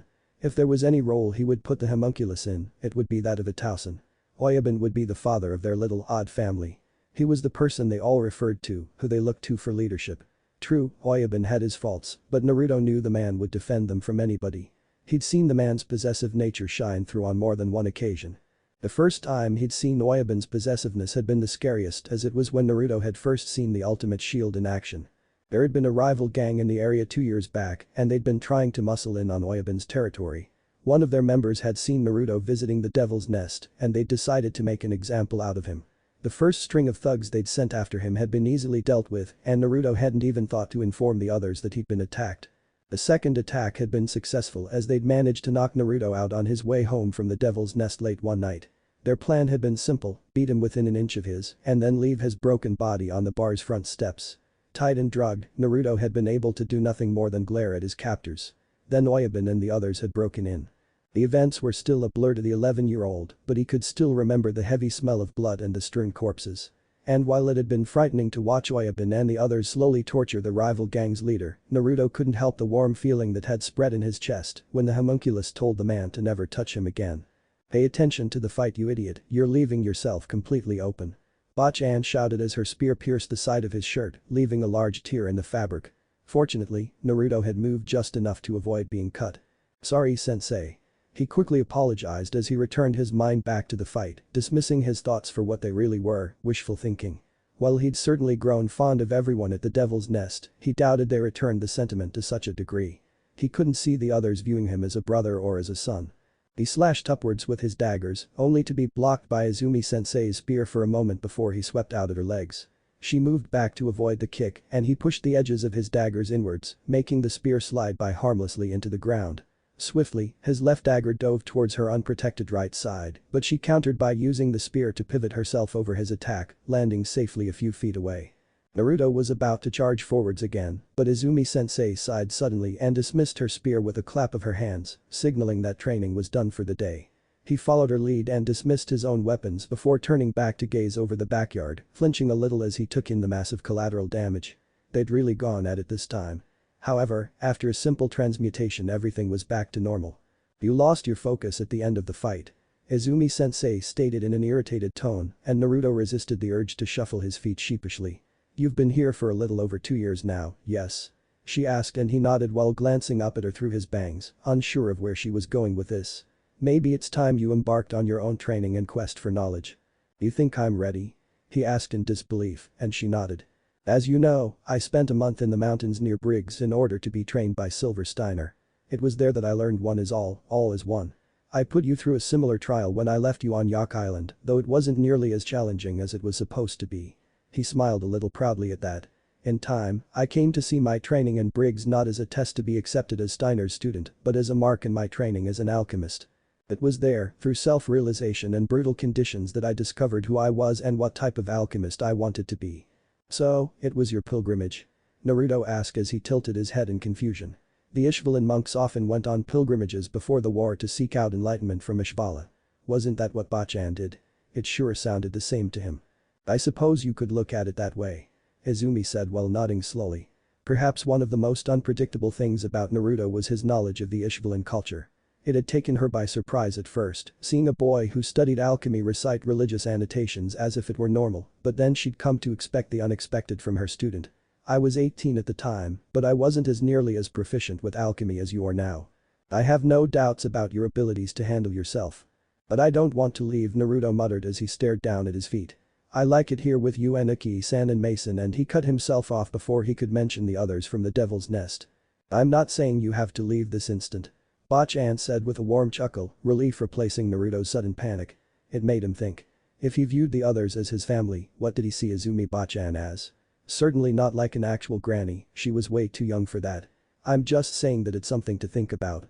There isn't much more for me to teach you at this point, the rest is about discovering your own abilities." "I wouldn't have to go to Briggs, would I?" he asked after a moment and Bachan shook her head. "Good, I hate the cold." Naruto could still remember too many chilly nights spent curled up in his blankets, trying to stay warm since the heater to his apartment was broken, or so the landlord had said. "Bachan, is it okay if I go out for a bit?" he asked while looking over at the sun that was already sinking into the horizon. "Just so long as you're back an hour after nightfall," she answered firmly, making sure she got an understanding nod before heading inside. "We're having pork chops for dinner tonight, so don't be late." Naruto responded with an enthusiastic okay before running off towards the Devil's Nest, inwardly wishing that they were having ramen instead. Still, a ramen-less meal was better than no meal at all. And he'd found that food was 1,000 times better when you didn't have to eat it alone. The shinobi alchemist. "And so I told him, that's not a call girl, that's the Fur's wife." Dulcedo crowed as the surrounding group of men burst into raucous laughter. He smirked and chuckled with the others, his face flushed from the numerous drinks that he'd had throughout the past hour, though he was definitely the most sober one of the group. He'd told that joke several times over the years, but it never failed to get a laugh. "Tell us another joke, Koinu-sensei." Alchi bellowed, earning another roar of laughter from the other men. Hey, shut the hell up. Only the Gaki can call me that. He growled back with no real force behind it. Ever since Naruto had walked into the Devil's Nest 2 years ago, a slow but steady change had come over those who lived there. While they'd never been bloodthirsty criminals before, Naruto's arrival had softened over some of their more jagged edges. Ulchi, a former thug before he'd been picked off the streets, often spent time with Naruto, breaking away from his tough guy act to entertain the Gaki. Dulcedo had seen the boy drag a chair out into the streets plenty of times, presumably to keep Ulchi company as he guarded the front door. What those two did together, Dulcedo had no idea, but he'd place his money on it not being anything good. Martel had taken the boy under her wing the moment she'd found out about his talents when it came to throwing knives. Well, the Gaki had called them kunai. Martel was the one who called them knives. Amazingly, Naruto seemed to be the only person who was constantly in her good graces, and while she'd never publicly doted on him, Dulcedo knew that Martel absolutely adored the little blonde that called her sister. Ito was an imperfect chimera, something had gone wrong when those scientists had combined him with a gecko, so he was left with a tail and discolored skin. Because of that, he'd been hesitant to introduce himself to Naruto at first, afraid of how the boy would react to his unnatural appearance. The kid had been startled at first, but he'd quickly warmed up to Beto, explaining that he could understand what the chimera went through and his fear of rejection. While the whisker marks on his face weren't nearly as disquieting as a tail, they apparently hadn't endeared him to the people in his hometown. It hadn't taken the Gaki long to strike up a friendship with the timid chimera, and in turn, Beto came to show the blonde as much respect as he did towards Greed, going so far as to calling him Mr. Naruto. Bro, a serious man of very few words and fewer actions, there were times Dulcedo sometimes forgot that the ox chimera was even in the room. Because of Roa's reserved nature and massive size, most tended to leave him alone. The giant of a man was never far from Greed though, his massive sledgehammer always rested nearby as a silent warning towards others who wished the boss harm. Personally, Dulcedo got along fine with Roa. He'd joke with the guy, who never laughed, but offered his own dry humor from time to time. Martel spent most of her time with Roa, since she wasn't one for big groups. Once you got used to Roa's presence, he could really have a calming effect on anyone. Surprisingly, even Naruto. The Gaki had instantly taken a liking to large chimera, aptly naming him Yama-san. Roa had simply blinked in response before calling him Koishi-kun in return, which had instantly pissed the kid off.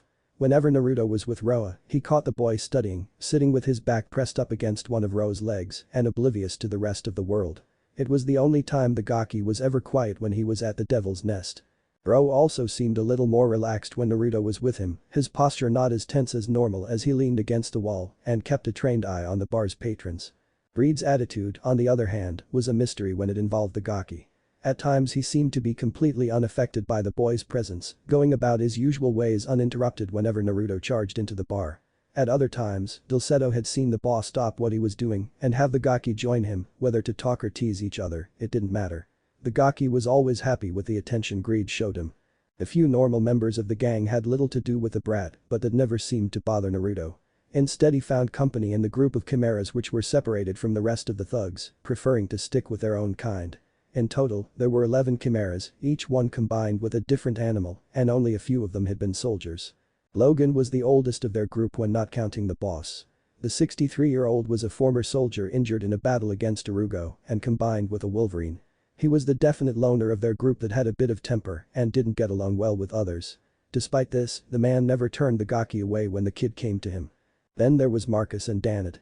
Marcus had been a doctor injured on the front lines, and Danit was an Ishbalin scholar. The men had been combined with a turtle and bear respectively. Despite their cultural differences, the two were best friends. Dulcedo assumed their friendship was born from sharing the same pain. Both had been victims of the Ishbalin War. Marcus was in charge of stitching them back up when they got hurt, so naturally the Gaki had plenty of chances to get to know the man. Naruto's surprising amount of knowledge concerning Ishbalin culture had immediately earned him Danit's interest. The two held numerous discussions about philosophies and principles that made Dulcedo's head hurt just by listening to them. Harlan was a former Cretan soldier that had been picked up after a skirmish in the west and was combined with a rooster of all things. As the most playful chimera of the group, Naruto had taken to the foreign man instantly and vice versa. The two were always planning some sort of prank and causing mischief. Samuel, a former sheep breeder, had been injured when the Ishbalin War had spread to the east. Ironically, the man had been combined with a ram. Sam was the most normal of their group and had a weak spot when it came to Naruto. He admitted that the brat reminded him of his son, who'd passed away young from the epidemic that had hit the countryside some years back. Bont was the last chimera of their group and the one who had the least interaction with Naruto. The guy was a former convict who'd been combined with a bat. Like Beto, he was an imperfect chimera. His face was left bat-like in appearance, and his eyes were extremely sensitive to light. As a result, he had to constantly wear a mask with built-in lenses. Considering the man's past, Dulcedo found Vaughn to be a rather mellow man, but he didn't seem to like kids much. He always wandered off when Naruto joined them, but he'd seen the two speak with one another in passing. Dulcedo himself, though he would never admit it openly, was very proud to be the boy's teacher. The Gaki had truly improved his sword skills over the past 2 years, which he proved during their weekly spars. Naruto had mastered the basics and the more advanced katas, and now they were working on developing his own style of kinjutsu. It was slow going, seeing as the kid constantly kept coming up with new ideas to try out, but it was invigorating just the same. Dulcedo was sure that in a couple years' time, Naruto would be a true challenge as a swordsman. Not that the brat couldn't kick his ass already, the Gaki's other skills had also improved greatly in the past 2 years. He was extremely proficient in hand-to-hand combat, claiming he was being taught by some lady whom he called Bachan. The kid also trained with Martel and Roa. Along with knife-throwing lessons, Martel had taught him how to dodge, which mainly consisted of her throwing knives at the Gaki while he ran for his life. While her style of fighting was impossible for Naruto to learn, considering that she could extend her limbs, he'd become far more flexible under her tutelage. Not willing to be left out, Roa taught the Gaki his style of fighting as well, which basically trained Naruto's resistance to pain and how to block it out when fighting. Roa was also rumored to have taught Naruto how to use a sledgehammer, but Dulcedo had never seen any proof about that particular skill. Beto often took the boy out into the town, teaching him how to hide in the shadows and to not be seen. From what he'd heard from the lizard chimera last night, the kid was better at than him now. Dulcedo had scoffed when Beto had told him that the Gaki was now trying to teach himself how to climb up the sides of the buildings like the lizard chimera could. Supposedly the kid claimed it could be done by using his chakra, whatever the hell that was. He assumed it was some sort of alchemy term. Logan taught the kid to use some sort of Shinji's weapon known as nekode. They were triple-clawed blades that fit onto each hand over the knuckles, like brass knuckles. Dulcedo had seen Logan use them enough times to know he never wanted to be on the receiving end. The old soldier was also a master tracker, even before he'd been combined with an animal, and he often took the kid to the woods outside of Dublif to improve Naruto's own tracking skills. Ulchi had seemed to think that it was his duty to teach the boy all about the fairer sex. Unfortunately for him, the bouncer hadn't taught the kid discretion. Martel had beaten the living daylights out of the crocodile chimera when she'd found them out, but not before re-educating the Gaki about how he should properly act towards women. Greed taught Naruto about the finer things in life, and there was nothing that Martel could do to stop that from happening. More than a few times Dulcedo had caught a glimpse of the boy stumbling away from the homunculus, his face burning red as he vehemently called the boss a pervert. At other times, he'd seen the Gaki and Greed talking seriously about something, both their faces etched in deep thought. The boss did, however, know better than to give the kid any more alcohol after Martel had found out about it the first time. He snickered at the memory of her chewing out the boss, who had no idea how to react because none of them had even so much as raised their voice at the man before. God, she had been so pissed at finding a drunken Gaki. The kid had been very unpleasant to deal with the next day because of his hangover. But the skill that Naruto had improved the most was definitely his alchemy. It never ceased to amaze Dulcedo with the incredible things the Gaki was able to pull off. He could tell that the boss was just as impressed, and he sometimes caught the homunculus staring at Naruto for a minute before grinning wildly to himself. Where is that kid anyways? Speak of the devil and he shall appear. Dulcedo thought humorously as he looked up at the boss who just walked over to their group. Most of the guys shook their heads or shrugged their shoulders. While Naruto was known by everyone who came to the Devil's Nest, he only hung out with the Chimeras and Greed himself. Everyone just knew not to mess with the kid if they didn't want to find themselves at the bottom of the Koroi Lake. He's still got 20 minutes till he's due here, boss. Gaki's trained with Thahag. Ulchi slurred before turning back to his empty mug and demanding another one, making some of the other men roar like in response. Kyo brought over 2 more pitchers, earning him a few hearty claps on the back from the happy drunks. Dulcedo frowned at that. He'd heard a lot about the woman who taught Naruto alchemy, everyone had. The Gaki seemed to worship her, always going on about how amazing she was. It got annoying after a while. He knew that Naruto lived with her, that he called her sensei too, and that she'd given him a home, but it wasn't like the Gaki couldn't stay with him. Hell, the kid had a room on the top floor right between his and Martel's. Naruto had slept there overnight plenty of times. Dulcedo took a deep swig from his glass, feeling jealousy towards a woman that he'd never met. The kid's happy with her. He said to himself, trying and failing to lift his suddenly bitter mood. That's what matters most, so stop getting so damn pissy every time that hag is mentioned. Well, he better hurry it up, it's damn boring without the gaki around here.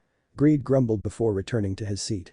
If Dulcedo was a bit dumber or a little less sober, he would have made fun of the boss for sulking and openly admitting that he missed the brat. Alchi, however, was both stupid and drunk. "Aw, you hear thug ish. The boss misses his brat." The wasted crocodile chimera teased and the others laughed. Never pictured you playing the role of daddy. Even with his dulled senses, Dulcedo could pick up the low growl Greed emitted and the slight smell of foxes coming from the entrance. Who knew Greed the Avaricious could be such a softie? "Yeah right, I don't give a damn about that whiny little bastard." Boss growled back, forced to raise his voice in order to be heard over the laughter. Dulcedo spotted a mop of spiky blonde hair by the bar. "I only put up with him because he could be useful to me someday." The shout seemed to echo over the room, sounding more serious and furious than anything the dog Chimera had heard from Greed in a long time. His gaze landed on Naruto's face, the 11-year-old cerulean eyes wide and wet with the beginning of tears. "Boss." Dulcedo yelled sharply over the din as a new conversation started, the previous ridicule forgotten by inebriated minds.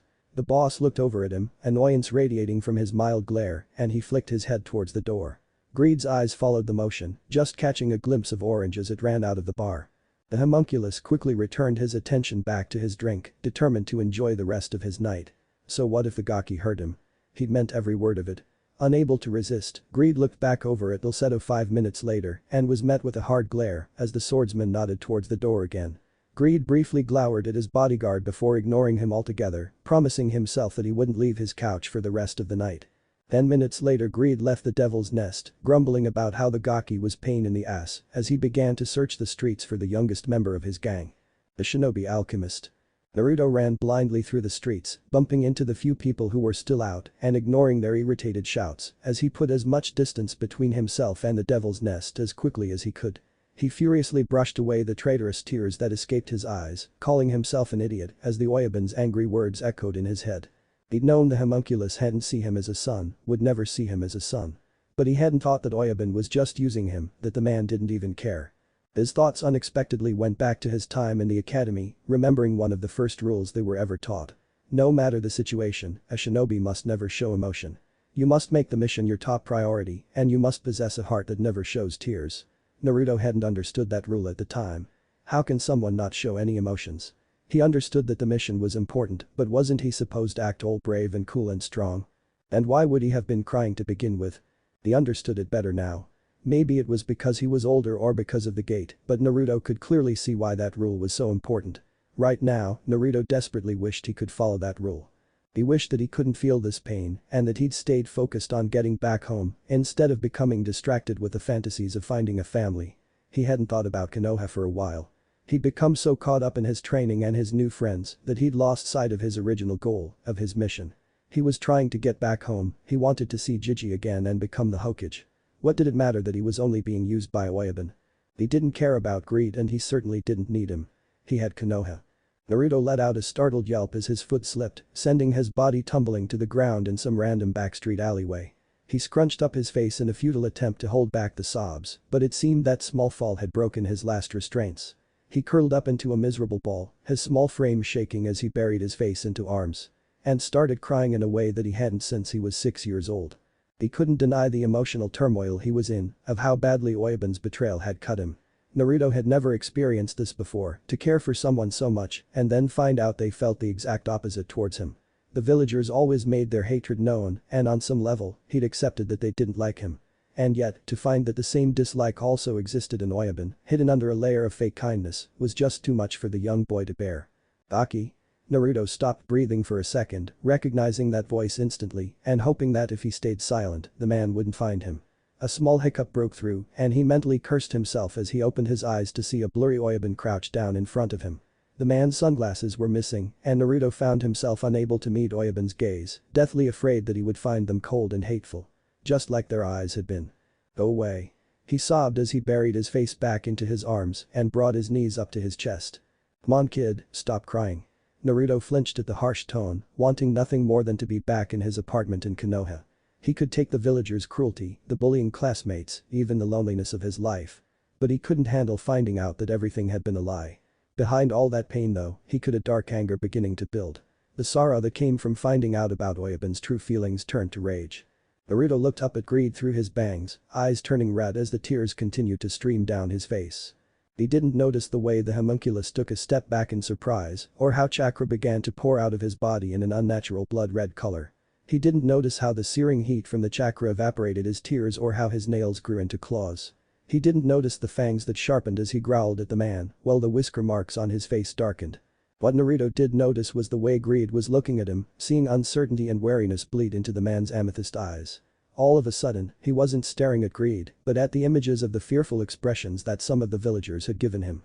Most of the others glared at him in contempt, but there was always a shared iciness underlining their eyes, an unforgiving look that blamed him for things he'd never understood. It was as if they held a grudge simply because he existed. He hated them for that. "Don't look at me like that. Stop acting like them." Naruto growled furiously, unawares of how bestial his young voice now sounded. "I thought you were different." He charged towards Greed, his clawed hand coming down in an arc that was aimed at the man's throat. For a second, he thought he could hear a deep voice in the back of his head, mixed in with a dark laughter. Naruto tried to make out what the voice was saying, but he was finding it hard to focus on anything other than his anger. Greed jumped back, bringing a hand up to the small trail of blood that trickled down his throat. He stared at Naruto in shock, unable to wrap his mind around the wild and evil aura that the boy was producing. He'd at first thought that the Gaki was entering a second form, like Ro and Dan it could do, but the energy that was swirling off of Naruto was in no way similar to that of a chimera. The closest thing he could compare the feeling to was that of Father's, but even that wasn't right. Somehow, this aura felt even worse. With Pops, Greed knew the man's powers came from the countless souls that were harbored in his body. Naruto was just one soul, one source of power, but his energy was even more malicious than Father's. "What the hell are you, kid?" The boy crouched down onto all fours. His crimson eyes piercing Greed in a way that made him feel like the Gaki didn't recognize him at all. The red energy that Naruto had been emitting gathered above them in massive swirls and furious reds. They congealed, bubbled, and formed the head of a fox which let out a loud roar before shooting back into Naruto and disappearing from Greed's sight. The Gaki charged again, coming in faster than before. Greed activated his ultimate shield, the dark skin forming up to his elbows, just in time to block Naruto's strike. He moved to grab the enraged blonde, but the Gaki jumped backwards and landed on the side of the building. Greed could only pause and stare in surprise as the boy remained stuck to the wall like Beto could. Naruto didn't give him the chance to gape for very long though.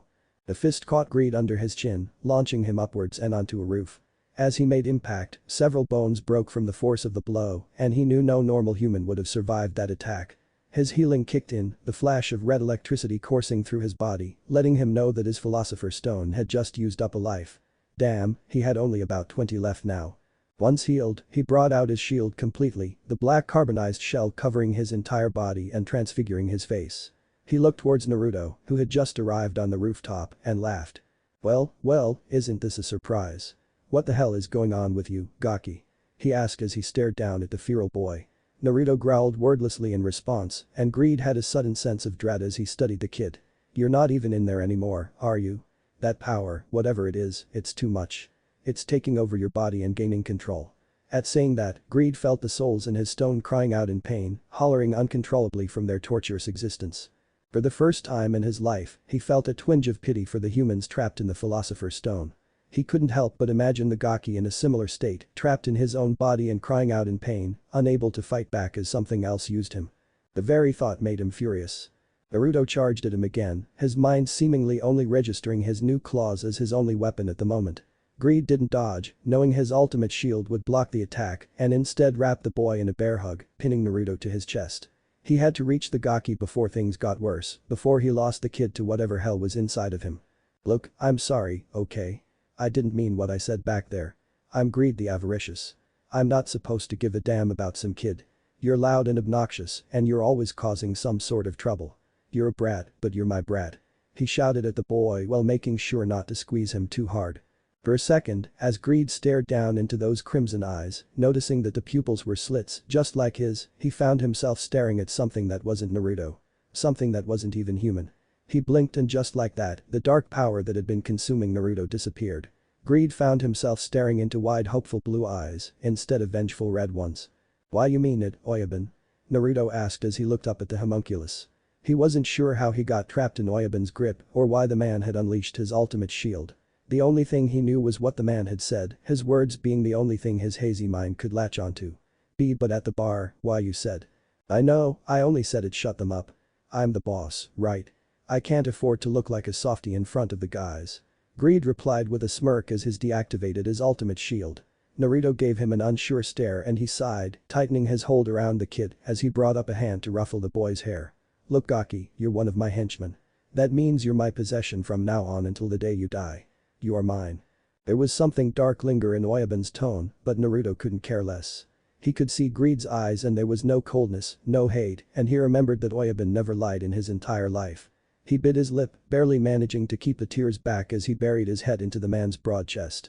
Naruto relished the warmth and safety he felt from being held by the person who was the closest thing to a father he'd ever had. There had been no admittance of affection in the Oyabun's words, but they were exactly what the boy had needed to hear. Greed, in his own odd way, valued him, and that was what Naruto had always wanted. The shinobi alchemist. Naruto wasn't one for tears as he'd sworn off crying when he'd been 7.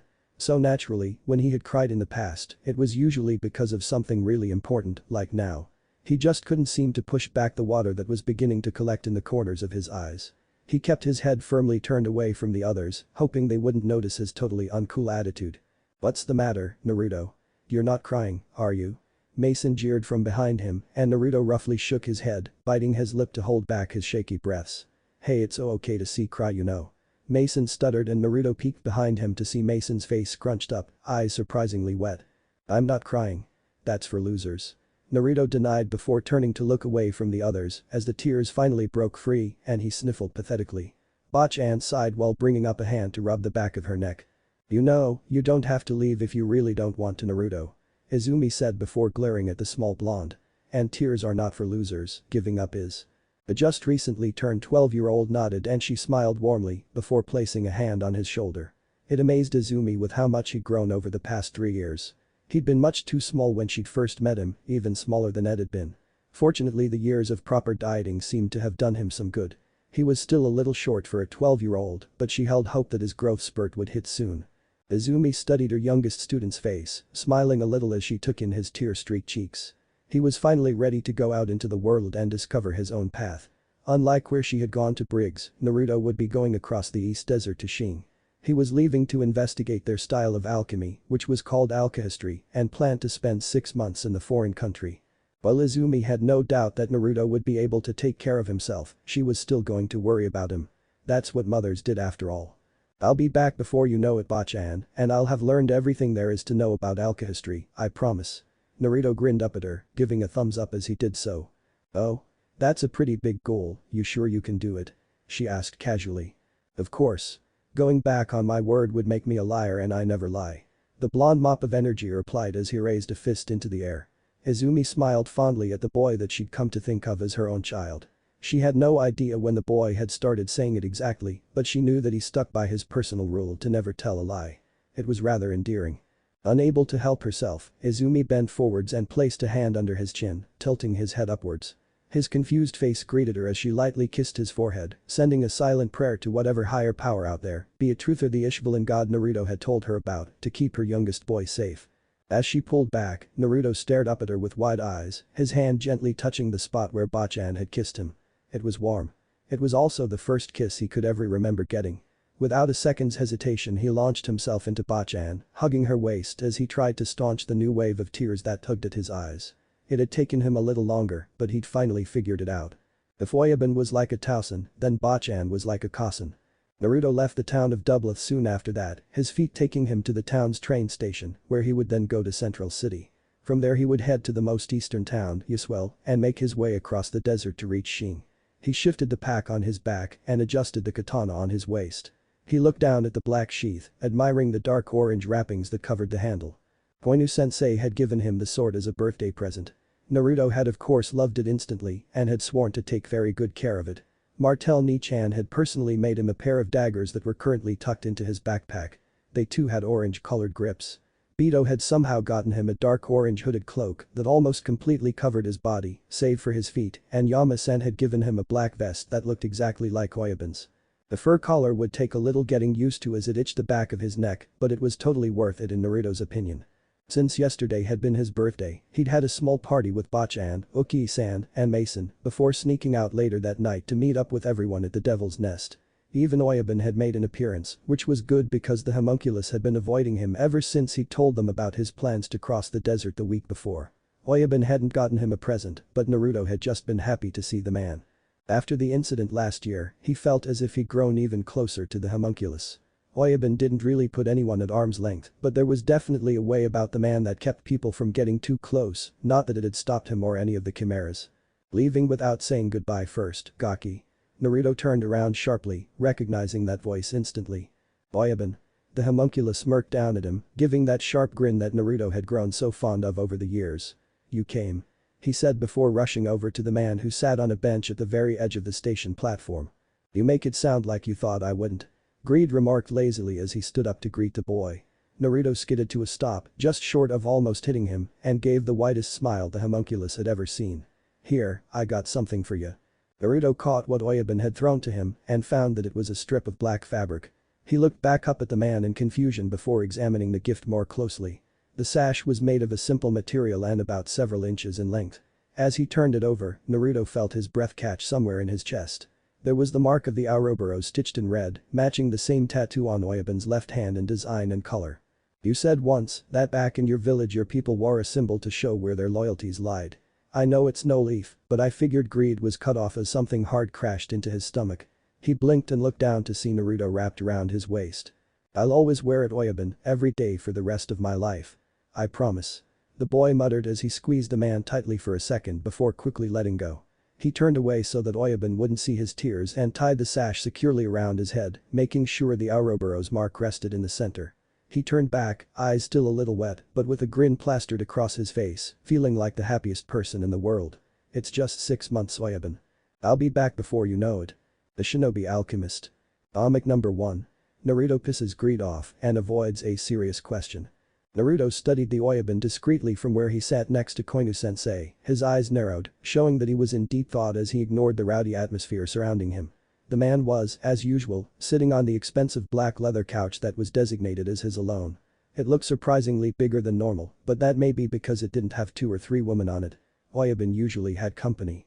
The homunculus's legs were propped up on the low table in front of him, nursing an almost empty shot glass in one hand as he leaned back in a relaxed slouch. Unfortunately, his staring was noticed by the owner of the Devil's Nest and shot him a sharp smirk before taking a swig of his drink, lazily gesturing for him to come over with his other hand. The 9-year-old had grown used to Oyabun's silent summons over the past few weeks, but that didn't mean he was going to be completely compliant either. He muttered curses under his breath and flipped off the nearest person who chuckled at him. The half-drunk bastard just laughed louder. As he approached the homunculus, Naruto once again fell into state of examining the man before him. Even though he knew otherwise, Oyabun looked perfectly human. Well, if one didn't focus on his amethyst eyes or abnormally sharp teeth. He was tall and muscular, but not as overly large as Naruto had always imagined monsters to be. He inwardly cringed at that thought as the bad memories resurfaced automatically. He'd always hated that word. Bakemono. More than a few of the villagers had sometimes called him that before chasing him away from their shops or families. Naruto silently promised to never use the word monster again when describing the Oyabun. Still the fact remained, Oyabun wasn't human, but there were no visible horns, no open deformities. He looked normal, like everyone else. Naruto knew what Oyabun looked like when his ultimate shield was in use. Koinu-sensei had accidentally let it slip a week ago, and he had pestered the homunculus to see his other form until the Oyabun had finally given in. Black-colored skin with a blue tint that was impenetrable, 2 elongated fangs that jutted upwards, black replacing the sclera of his eyes, making his purple pupils even more noticeable, and finally those odd red lines that decorated his face. Certainly that was the more appropriate form for something that wasn't human. Yet as he stood in front of Oyabun, taking in the man's short spiky dark hair, pointed face, black leather clothing, and pointed shoes, Naruto decided that despite what Oyabun could turn into, both forms suited the homunculus. He couldn't imagine the man as anything else, and it made him smile a little as the Oyabun shouted for another drink. Realizing what he was doing, Naruto quickly frowned and hoped that no one had seen his little slip-up. Perhaps that was what was bothering Naruto the most, that he felt so comfortable with someone like Oyabun. Shouldn't he have ran away the moment he'd found out he was talking to someone not human? Sure, he'd been a little nervous at first, Oyabun could be really scary at time, but he'd been more awed and intrigued than afraid. What's on your mind, Gaki? Naruto growled in irritation. That stupid word had seemed to become his new name over the past few weeks. Everyone at the Devil's Nest addressed him as either Brat or Gaki now, well, except for Yama-san, Martel Ni-chan, and Bito. Ni-chan was the only one who called him by name, Yama-san called him Koishi-kun, and Beto addressed him as Mr. Naruto for whatever reason. He found it as funny as hell since Beto was the adult. But then again, he knew there were worse things to be called. At least they weren't calling him dope. Or bakemono. Stop calling me that. He shouted angrily and predictably. Oyabun just smirked. And what makes you think something's on my mind? He continued more quietly as he gave the man a guarded look. Please, you're always thinking about something when you use your shifty eyes. Oyabun answered, and Naruto unconsciously narrowed his eyes while tilting his head in confusion. My shifty eyes? Yeah, that right there. The homunculus replied while pointing rudely at Naruto's face. Your eyes go all squinty whenever you're confused, tired, or thinking about something. The boy immediately frowned as he realized that the man was right. Huh, now that I think about it, that expression makes you look sort of like a fox. Naruto's left eyebrow twitched violently. Oyabun was convinced that he was a fox chimera, no matter what he said otherwise. I told you I'm not a chimera, Dumbus. He growled back and Oyabun chuckled. And my eyes are not shifty. He added belatedly. Whatever you say, kid. The man muttered, suddenly looking bored with their conversation. Now stop avoiding the question. What's bothering you? Though Oyabun's sunglasses were still in place, Naruto had only seen them taken off a few times, he could tell that the homunculus was staring at him intently and waiting for an answer. The problem was that he wasn't sure what he was supposed to say. I'm wondering how a man like you, someone who isn't even human, can be nicer to me than most people. Because even though he'd been away from Konoha for over 3 months now, Naruto can still remember the icy glares he'd received every day of his life. He recalled being kicked out of grocery stores and restaurants, always overcharged for the meager cups of instant ramen that had never been able to satisfy his hunger.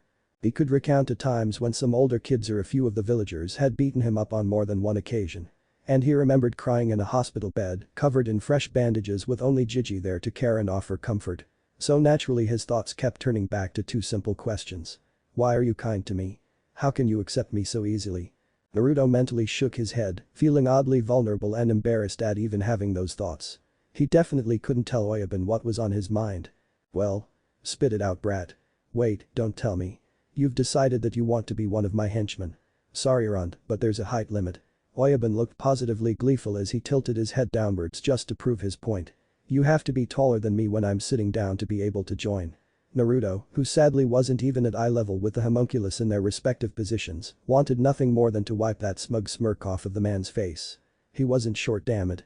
He was only 9, he would grow. Oh, I was just thinking about your ultimate shield. He said instead while speaking in a casual manner. Oyabun gestured for him to continue, and the boy hid an evil smirk. The shield covers your entire body, right? The homunculus nodded. Well, I was just making a list of the physical features that are lost when you change. Huh? Why would you want to know something as pointless as that? Naruto shrugged. It just seems as if your body gets rid of the parts of your anatomy that it doesn't consider in need of protecting battle-wise. Like your ears and lips for instance, instead of encasing them in a carbonized skin, they're reconfigured or completely left out to better suit your ultimate shield. Yeah, what's your point, brat? Oyabun questioned, sounding slightly annoyed as he brought the glass of alcohol up to his mouth. Naruto timed himself perfectly, waiting for the exact moment that Oyabun began to swallow before speaking. Does that mean your disappears too? He asked innocently while giving the man a side glance. Oyabun's reaction was instantaneous. He choked on his drink, eyes widening in something akin to horror, and Naruto only had a second's head start before the homunculus was on his feet and looking ready to kill. For the next hour Dulcedo and the rest of the bar watched in bemusement as Greed chased after a laughing Naruto, yelling profanities and death threats at the fleeing boy. The shinobi alchemist. Yay, an alchemic. I've always wanted to do one of those. To be fair, I'm not sure if I'll be doing many of these, this little extra was inspired on the fly after some browsing on the internet. Whether they'll all be about Naruto's time with Greed's gang or just focus solely on Naruto in general is undecided at this point. I do plan to make them all humorous though, even if there was quite a bit of feels involved in this first alchemic. Alchemic means extra in English. The Ama means mountain and Koishi means pebble. I mean Tarawa, if he's the mountain, then Naruto would clearly be the pebble. Nekode means cat's paw and it's the closest ninja weapon I could find to Wolverine's claws. Bakemono is the most commonly used word for monster. Dobe supposedly has several different meanings such as idiot, loser, and dead last. I threw a bunch of ox in here, but to be fair, we did see a good number of other chimeras in the Devil's Nest when the military attacked, all I did was expand on their characters a little. You guys probably noticed some similarities about Logan. Yeah, he's essentially Wolverine from the Marvel comics and movies. I had a spark of inspiration to add him and just couldn't resist, the rest of the characters are all mine though. Greed was especially hard to describe in this chapter. He views everyone as his possessions, or so he told Wrath in episode 14, so I tried to stick with that, while also trying to show that Greed cares for Naruto more than he lets on. I don't know if I did a good job with that or not. While Greed's admission for caring about Naruto is less than stellar, you have to remember that Naruto was an attention-starved child. Any confession of him being wanted by someone else would pretty much gain his loyalty instantly. Think of their relationship like that of Haku and Zabuza. Chapter 4. Crossing Paths. Naruto climbed out of the train, groaning as he rubbed his sore backside. Man, it felt like I was sitting on a rock. He inwardly gripped, moaning over the fact that he'd only been on the train for a couple of hours. He still had another day and a half before he reached Central. Unfortunately, the next train wouldn't be leaving for a few hours still. Deciding he didn't want to wait at the station, Naruto instantly forgot his soreness as his eyes landed on Rush Valley and its active atmosphere. Sugoi. The 12-year-old cheered aloud as his bright eyes roamed over the tall buildings and crowded streets, feeling a heavy sense of nostalgia wash over him. Naruto inhaled deeply and let out a soft sigh while closing his eyes. For a second, he could almost imagine he was back in Konoha. Ubluth wasn't a small city by any means. When compared to the other towns in Amistris, it stood somewhere in the middle ground population and size-wise. Naturally, it had been a very different environment compared to Konoha, and it had taken Naruto some time to get used to it. Here, with the bustle of people, he felt more in his element, more comfortable. Still, even Rush Valley's populace couldn't match the sheer vastness that Konoha had been. It wouldn't hurt anything if I take in the sights for a bit before heading out. He excitedly wandered through the maze of people with ease, occasionally stopping at different vendors to see all kinds of goods being sold. His money pouch, aptly named Kuro-chan for its dog-like shape and coloring, had been a birthday present from Uki-san, and it suddenly felt very heavy in his backpack. Pulling out the Kuro-chan, Naruto couldn't help but grin a little in pride. He wasn't one to brag, but Kuro-chan was a rather fat wallet. His savings from over the years had accumulated to a rather decent amount of funds, enough for him to live off of for the next few months, if he spent it wisely. Automail, get your brand new automail. I've got screws and double-boled wrist joints going for half price. One man shouted to a small crowd of costumers, and Naruto's gaze landed on some of the metal limbs he spotted in the crowd. He'd seen automail once before, but that had been a few years ago, and Bachan had promptly smacked him upside the head for staring. He couldn't help it though. Back in Konoha, losing a limb was permanent. A ninja's career would be finished with that kind of injury. How would they perform hand signs without an arm? Or fight without a leg? And truthfully, Naruto found himself intrigued by automail as it was something the gate hadn't taught him. He wondered if he could learn the mechanics behind creating the metal limbs, then he might be able to apply it once he returned to Konoha. Assuming I figure out how to get back, that is. Naruto was taken aback by that backhanded thought as he realized it didn't fill him with as much despair as it should. Did he even want to go back? He quickly shook his head, as if physically trying to get rid of his silent questions from his mind entirely. Of course he wanted to go back, Konoha was his home, and Jiji was waiting for him. But he's about the only one, isn't he? He seriously doubted that anyone else, besides maybe Amni-chan and Tsuchiya-san, had missed him. His hand unconsciously touched the sash tied around his head, making him smile a little as he thought about Oyabun, Bachan, and the others. Even if he couldn't get back, Naruto silently decided that being stuck in this world definitely wasn't the worst thing that could happen. Naruto moved over to the closest stall and found a few books for beginners covering automail. Skimming through some pages, he found that he could follow some of the information, but there were plenty of terms he'd never heard of before. He haggled with the merchant for a bit. Oyabun always said to never pay full price for anything, and bought the 3 introduction books that had caught his eye. As he moved to put everything into his pack, someone suddenly bumped into him lightly. Oops, sorry about that. A girl with tan skin and dark brown hair apologized before quickly rejoining the crowd. Naruto brushed it off and returned to his packing, only to find that Kuro-chan was missing. His head shot back up, and his sights landed on the girl who winked and tossed Kuro-chan up into the air once before taking off down the street. Hey, stop that girl. She stole my money. He shouted while pointing at the pickpocket, but no one made any move to stop her. With a growl, he grabbed his things and chased after her, using a burst chakra to jump up onto a nearby roof and scaring quite a few people in the process. Get back here, you thief. She looked up at him in surprise before smirking as she dove into a nearby alleyway. Naruto jumped down into the mouth of the alley and transmuted a wall at the other end of the alleyway to stop her advancement. She paused only for a second before moving up the sides of the buildings, jumping off of the opposing surfaces to reach the roofs. Another quick transmutation and the overhead space was blocked off as well. She dropped back to the ground in a crouched position, eyeing the only exit behind him warily. "Give back my money and I won't have to cut up your pretty face," he said while taking up a ready stance and making a show of reaching for the hilt of his sword. Koinu-sensei had taught him that intimidation was one of the best tactics to use when trying to avoid a fight. Truthfully, he didn't like fighting women, but Naruto wasn't as opposed to the concept as Oyabun, considering he trained with Bachan and Nichan on a daily basis. "Oh please, as if a little kid like you could keep up with me.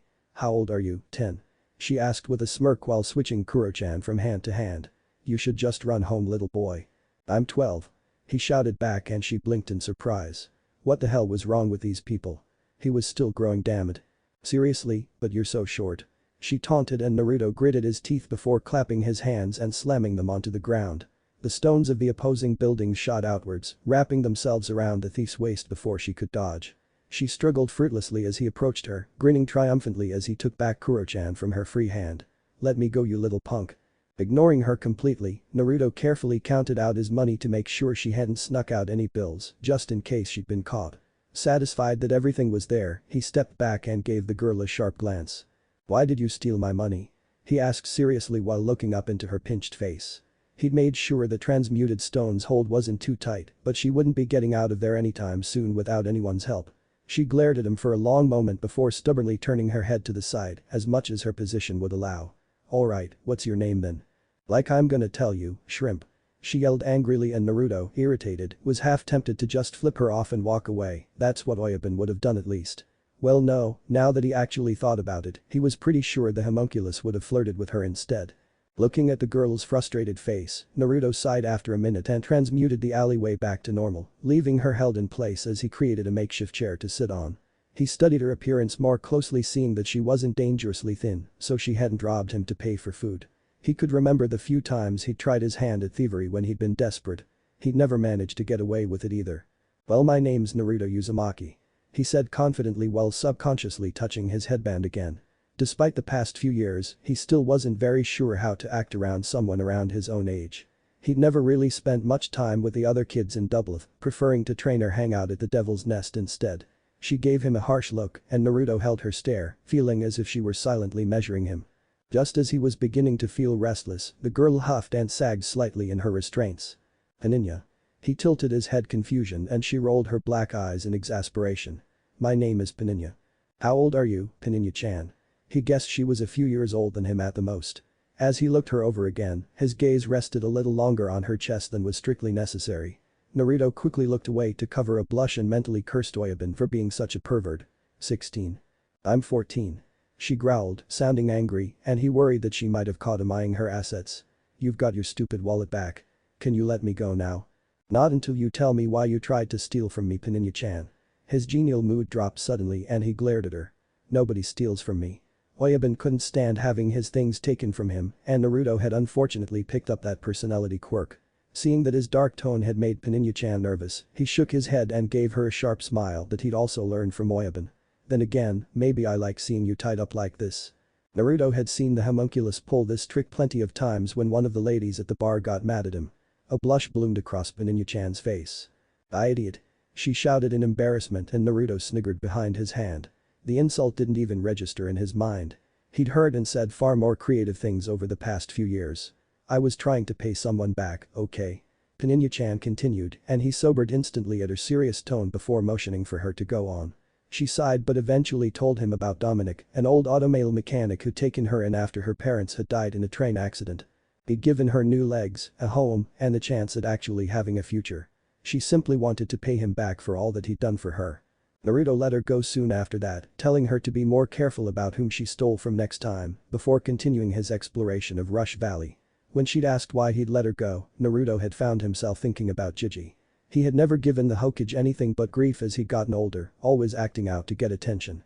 He wished that he'd been wise enough at the time to realize how his antics had just made things harder on the old man. "He's lucky, you know," he'd said to Paninya-chan before parting ways. "Dominic is lucky to have someone who cares as much as you do." Sadly, the blonde found that he couldn't say the same about himself. How Gigi had managed to put up with him for as long as he had was a mystery to Naruto, but he was determined to make it up to the Hokage once he got back home. It also made him wonder if Bachan and Oyabun knew just how much he appreciated them. Sure, he helped with the deliveries for the shop, but did that really show how grateful he was to Bachan for taking him into her home and making him her student? What about the others? Did Koinu-sensei realize just how much he had grown to love Kenjutsu? Did Martel Nichan know how much he appreciated his lessons in using daggers, or how glad he felt towards Yama-san for the comfort that the man had always provided?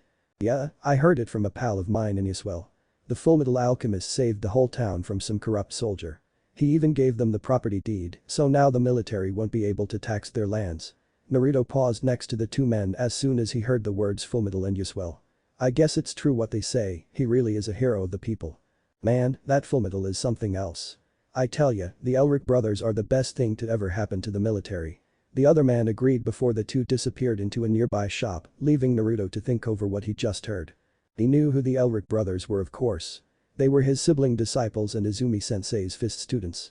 He'd never gotten the chance to meet them, but Bachan often said that he and the elder brother, Edward, were a lot alike. It made him excited to meet them, even if Ed had become a dog of the military. Naruto could still remember how pissed Bachan had been when she'd found that out.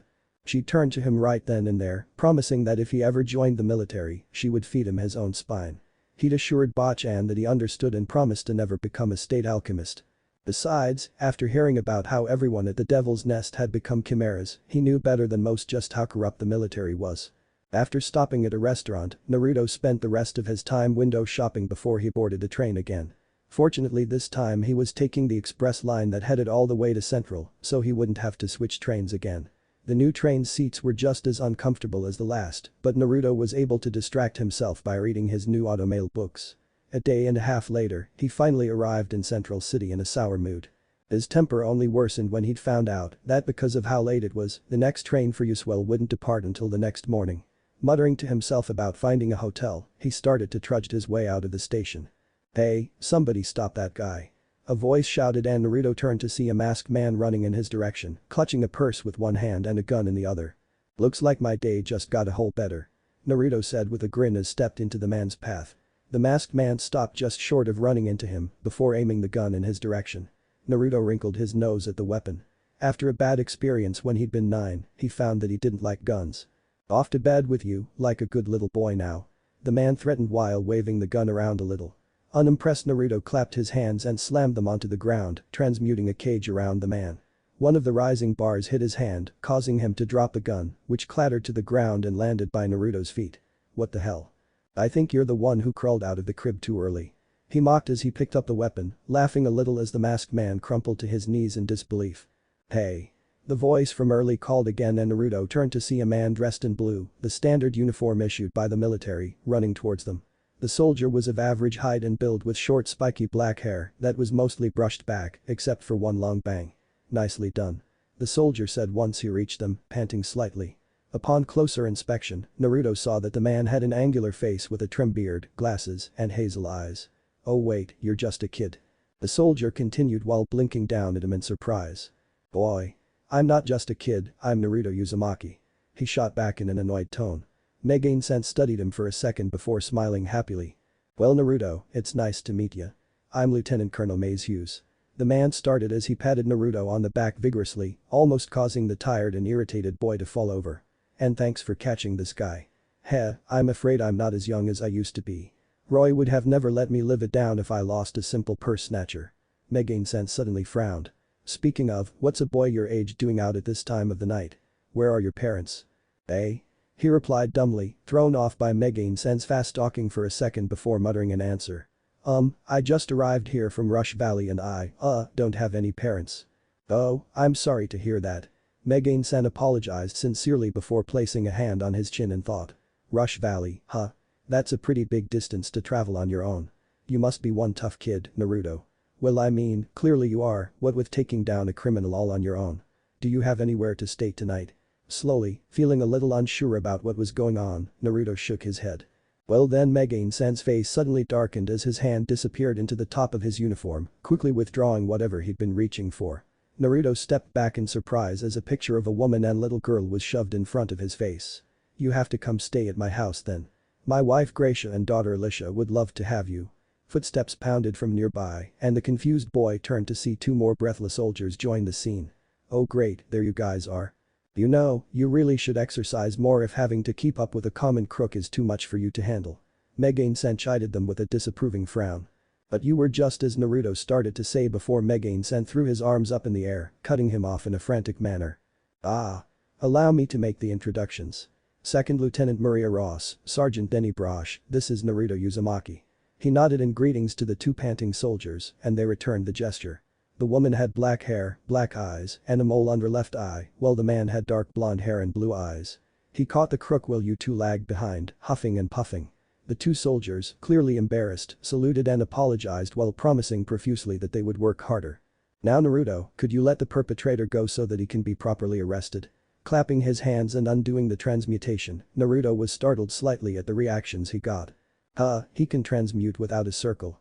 I thought only the fullmetal alchemist could do that. Bosch stammered as he stared at the child in shock. Such skill. How can a boy his age have already accomplished so much? Ross added just as incredulously while she handcuffed the culprit. My sensei can do it too. She taught the fullmetal alchemist before me. Naruto explained while rubbing the back of his head and smiling sheepishly. The two soldiers looked amazed. Hidden behind his glasses, Hughes' keen eyes studied Naruto intently. I guess genius teachers make for genius students. Ross whispered to Brosh, who nodded in agreement. She turned and smiled at Naruto before bowing her head in gratitude. Thank you for your assistance. She then looked to Lieutenant Colonel Hughes. Sir. Hughes eluded them in dismissal, and the two soldiers marched away with the depressed-looking criminal in tow. Naruto, who'd watched them leave, was startled suddenly as Hughes clapped a hand on his shoulder. Well Naruto, let's get going. Hughes said as he basically dragged the boy out of the station and onto the streets. Boy are you in luck, I just remembered Gracia baked an apple pie this morning.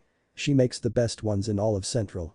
I'm not sure what we're having for dinner, usually Gracia likes to surprise me, but I hope it's her famous quiche. I've been craving that for a while now. In what passed as a blur that was filled with Megain-sen's chatter, Naruto soon found himself staring at the Hughes family, the man smiling proudly next to his wife while hugging his daughter. Naruto, this is my beautiful wife, Gracia, and my little princess, Alicia. Megain-san cooed happily and Naruto's sweat dropped a little at the man's antics. Hello, it's nice to meet you. He mumbled politely while bowing in greeting. It's nice to meet you too, Naruto. Gracia-san said while smiling warmly at him. Naruto. Alicia-chan said, struggling to pronounce his name. Your name's funny. The toddler continued while pointing at him, making her parents chuckle as she pouted. Sorry Alicia-chan, you can call me whatever you want. Naruto replied with a big grin and she studied him for a second before nodding. He was surprised when she reached up and suddenly began tugging on his hand. Big brother, play with me. Feeling his heart instantly melt, he looked up at Megain-san with shining eyes. They shared an understanding nod before turning back to the little girl. She's so cute. They chorused at the same time and Gracia-san laughed as they gave each other a thumbs up. The night he'd spent with the Hughes was one that he would never forget. Watching the family's interaction had been like catching a glimpse of what his life might have been like if he'd had parents. Megain-san was an extremely doting father and caring husband. When he wasn't making Alicia-chan laugh, he was sharing loving glances with Gracia-san. Naruto could only hope that his own Tausen had been just as devoted and playful. He ended up laughing and choking on his slice of apple pie when he tried to imagine Oyabun acting the same way. Gracia-san was everything that Ni-chan and Ba-chan weren't. Where they were direct and firm, and sometimes more than a little violent, she was serene and gentle. She wasn't a fighter, but there was a fierce protectiveness in her that was apparent as she kept an eye on Alicia-chan while they ate. Would his cousin have been like that, all graceful and kind? Or more like Ba-chan, full of tough love and with a bit of a temper? Sadly the night couldn't last forever. Naruto left early the next morning, saying goodbye to the Hughes and promising to visit again before leaving for the station. The train wasn't a direct line to Yuswell, so he had to stop at New Upton after 2 days, and then it was another 3 before he finally reached the town closest to the eastern desert. The shinobi alchemist. Naruto eagerly dashed off the train, glad he wouldn't have to sit through such a long trip until he got back from Shing. Yuswell wasn't the cleanest or richest looking town. Compared to New Upton, which was a city that prided itself on its stunning architecture, Yuswell looked more like a rundown slum than a town. Still, the air was fresher than Central, and the bits of grime and worn buildings reminded him of the downtown part of Dublin, where the Devil's Nest was located. Closing his eyes, Naruto inhaled deeply, savoring his freedom from those evil trains, and was promptly hit upside the head with a shovel. "Aitai!" he shouted in pain as he crouched down and rubbed the back of his aching head. "Oops, sorry about that," a young voice said and he looked up to see a boy about his size smiling apologetically. The kid had short light brown hair and green eyes with a bandage on his lower left cheek. I didn't see you there. Hey, wait a sec, are you a tourist? Have you eaten? Where you staying? The boy asked quickly, a slight accent taking over his tone as he grew more excited with each question. Well, nowhere yet. Naruto answered as he looked over at the horizon. The sun was already beginning to set, making him sigh in disappointment. Looks like I'll have to leave tomorrow. Op, we got a visitor. The boy yelled while looking up at a nearby platform. A muscular man leaned over the edge, carrying long pipe on his shoulder and wearing a hard hat. What are you going on about? Over here, a piggy bank. The boy responded and Naruto felt his left eye twitch at the demeaning term. The man pulled off his hat, revealing hair that was the same color as the boy's, his goatee twisting up a little as he smiled down at them. Well hey there, my name's Holling. I run the local inn and we'll take good care of you. And for the second time in 5 days, Naruto was dragged off by a stranger to the only inn in Yuswell. I know it's not much, but that'll change soon enough now that we don't have to answer to that rat, Yoki. Holling stated as the three of them stepped into the inn. Naruto felt as if Holling was giving his inn too little credit. True, it wasn't a large place or filled with lavish furnishings, but there was a certain hominess to the place that made him feel welcomed. Groups of men surrounded the tables. The large room was overcrowded and booming with laughter. Almost every calloused hand held a mug of beer, making it feel like more of a bar than an inn. Naruto spotted an area designated for smoking, and in the far left corner a game of cards was being played. It was cleaner than the Devil's Nest, and the people certainly looked a lot friendlier, but there was no dismissing the similarities between the two places. While staying with the Hughes had been nice, Naruto couldn't deny that he'd felt a little unsure of himself. The quaintness of their home and normal relations had been a very different dynamic from what he'd experienced with Bachan or Oyabun. The cheering drunken men that made up Holling's Inn was definitely something he was much more familiar with. Come here and pull up a chair, I'll tell Ma to bring out a home-cooked meal for you. Holling said as he led Naruto to one of the less crowded tables. How much are your rates? He asked and the man smirked in response, looking as if he just remembered something funny. 10,000 sens, of course that includes the meal. We used to charge 100,000 for a room. Naruto must have made a face because Holling burst into laughter. Yeah, I know, but we were desperate back then. Visitors don't come much to Yuswell you see, so we had to milk those that did spend the night for all they were worth. So why the change in pricing? Did you get more visitors recently? A tray of food was set down in front of Naruto by Holling's son, who'd earlier introduced himself as Kale. 10,000 sens wasn't exactly cheap for a room and a meal, but it was fair price, all things considering. The fact that this inn was the only one in Yuswell didn't really leave him with a lot of options. Something like that. I guess you could really say that we had our eyes opened. A state alchemist came through these parts a few years ago and saved the town. He gave us back our land and our lives. Holling answered as he looked over the room fondly. We owe Ed a lot. You mean Edward Elric, right? Naruto asked as he started to eat, recalling the conversation he'd overheard in Rush Valley. His meal consisted of a small loaf of bread, a glass of water, and a bowl of hot stew. This is good. I'll tell the wife you think so. The man chuckled. Yeah, Ed was the one who got us the deed to the town. You sound like you know him.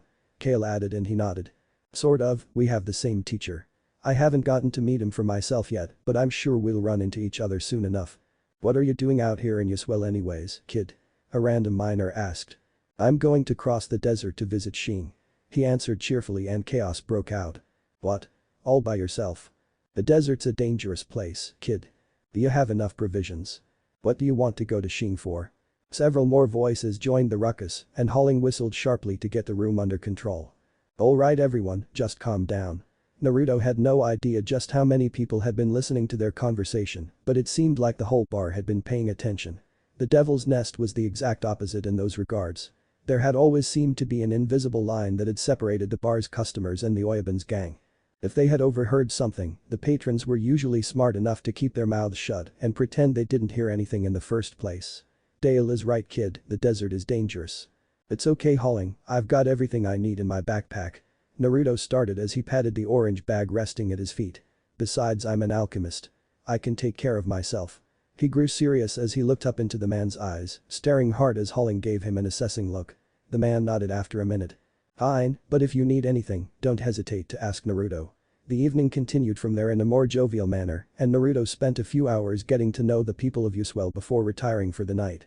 The next day he left early with half of the town there to send him off and wish him a safe journey. He decided he really liked Yuswell. And that had nothing to do with the fact that Hollings had given him an extra loaf of bread free of charge. A shinobi alchemist. The days seemed to blend endlessly. The insufferable heat of the sun eventually gave way to near freezing temperatures at night.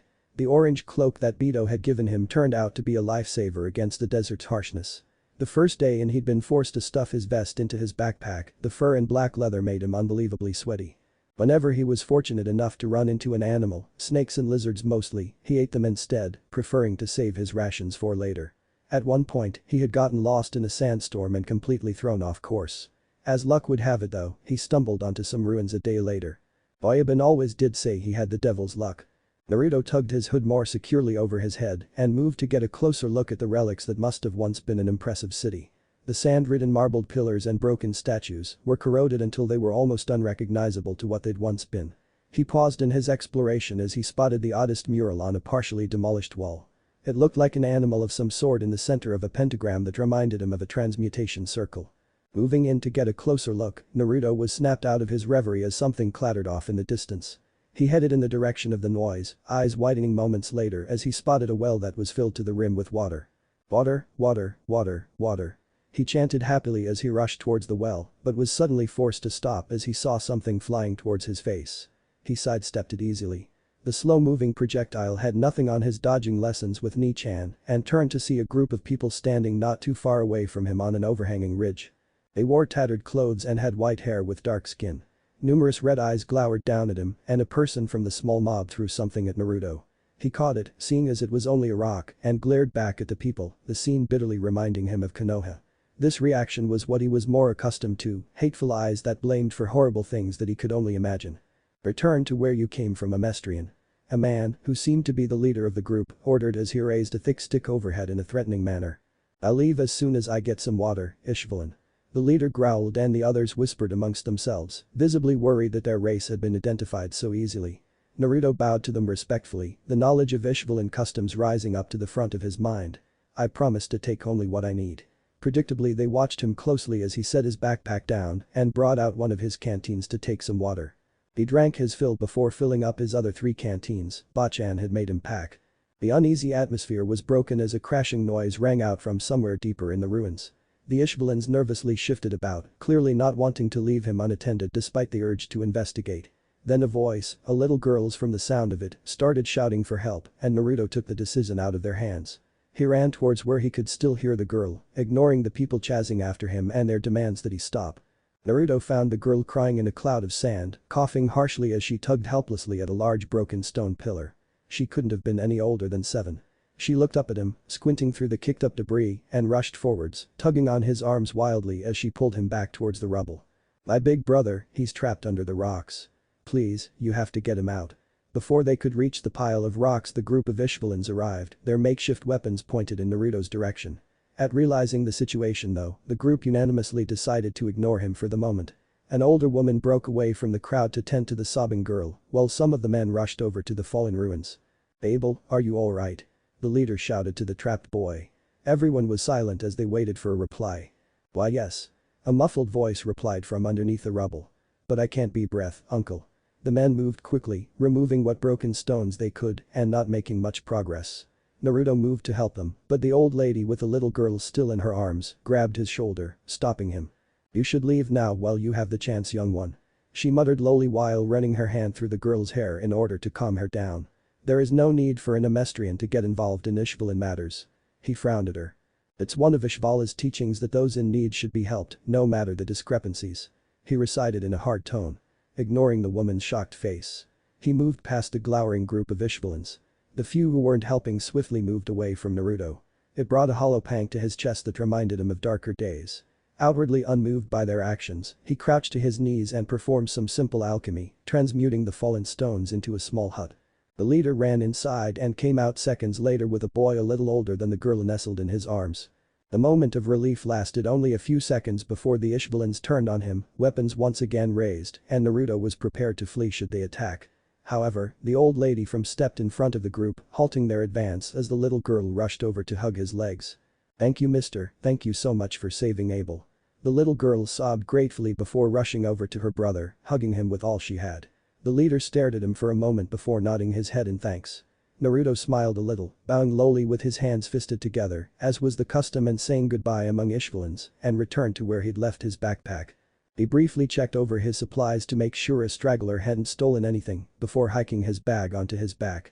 Just as Naruto made to leave the ruins, which he later learned to be the remains of Xerxes, the city supposedly lost in one night, the old lady arrived, a little out of breath, and offering a place for him to rest for the night. Hesitantly, he took her offer and followed the old lady, who introduced herself as Raluca, led the way. Her home turned out to be little more than a tarp thrown over some rocks, and Naruto, as thanks for her generosity, gathered some materials and transmuted a real house for her. In the end, he ended up staying with the Ishbalins for a week, fixing their homes and providing them with better supplies, such as tools and bandages. He'd even made an irrigation system that pulled up water from the ground to help them grow food. He repaired clothes, made scrolls to ride on, and created weapons for them to hunt with. In that time, while most had still been unsure of his intentions, the refugees eventually welcomed him by the end of the week. Naruto had earned their trust with his actions and their acceptance with his extensive knowledge of their culture. When they asked him how he knew such things, he omitted telling them about the gate and told them about Danit, recalling many of the conversations he'd shared with the Ishbalin scholar. Before he left for Shing, which was estimated to be about a 6-day trek on foot, Yulia-chan, the little girl whose brother he'd helped save, gave him a rare desert flower before saying goodbye. Her uncle, Sandu, told him that he would always be welcomed among them, and Naruto thanked the man, knowing how much it meant for them to have accepted him after all that had happened to their people. To show their gratitude, they'd even given him a name in Old Ishbalin, a Dev Rvz Tor, which roughly meant one who sees the truth in Amestrian. He had found the name uncomfortably ironic. The shinobi alchemist. The second half hike through the eastern desert was just as trying as the first. Naruto couldn't remember much of it, as nothing had differed from day to day, but he now harbored a special hatred for deserts and sand in general. The first sight of civilization had almost brought tears of joy to his eyes. The sun had set an hour ago, and the lights coming from the town had been a beacon that urged him on even faster. Smiling in relief, Naruto realized that he'd lucked out once again, as he'd obviously arrived in a large city. The scenery itself was the first thing that caught his interest because it was so familiar looking. Lit paper lanterns of different colors hung from the shops and homes, signs and banners written in kanji greeted him instead of Amestrian letters, and the language the passing people spoke was Japanese. Yes, Naruto knew that it was called Shinjis in this world, but it was still the same words. He couldn't help but smile wildly to himself as he looked over the area with excitement. It was like returning to Konoha. But as much as he wanted to explore the rest of this town, to see what other similarities he could find, Naruto felt like he was going to collapse at any moment. His body ached for rest, and his feet had definitely developed a few blisters since leaving the Xerxes ruins. As he set off down a somewhat populated street searching for a place to sleep, he suddenly noticed that people were staring at him. He supposed he shouldn't be surprised. He'd noticed that every person he'd seen so far had black hair and black eyes. Like the Ishbalins, the people of Shing seemed to have a distinct set of features that they all shared. His blonde hair and blue eyes were bound to earn him some attention, everything about him screamed foreigner. The problem was that they weren't just staring. They were muttering to each other, they were pointing at him, and they were shielding their children behind them. They eyed him with fear, they walked out of his path, and they crowded next to each other, as if to gain safety in numbers. Again he could understand their unease. He was a stranger and people naturally didn't trust things that they didn't understand. And it had believed that it was this reaction that had been partially responsible for the Ishbalin civil war. When he'd paused to ask for directions to the nearest inn, they did not relax as he spoke in Shinjis. The couple he'd stopped had simply stared at him in trepidation. The woman had stood behind the man, tugging on the back of his shirt nervously. The man had stuttered while answering, his hand shaking as he pointed down the street. Naruto thanked them both, pretending not to notice how they flinched when he waved them goodbye. While walking towards the inn, more people stopped what they were doing to point and stare. A few of them didn't seem to understand what the problem was until another would lean in and whisper something in their ear. They'd straighten instantly and look at the speaker in shock before turning to stare at him again, their eyes now filled with the same sort of wariness. Not all the gazes directed at him were filled with fear though. Already Naruto could see the distrustful glances thrown his way, the way some men would tighten their fists as he passed by. How they glared, as if daring him to stop and turn to them. The number of hostile looks only seemed to increase as he continued on his way, spreading like a fire, and Naruto hurried into the inn before anyone could work up the courage to lash out. He knew from experience that it only took one person to act before the rest would follow his example. The innkeeper had stared at him in alarm, but once he'd set down a fistful of cents on the counter, the man calmed a little.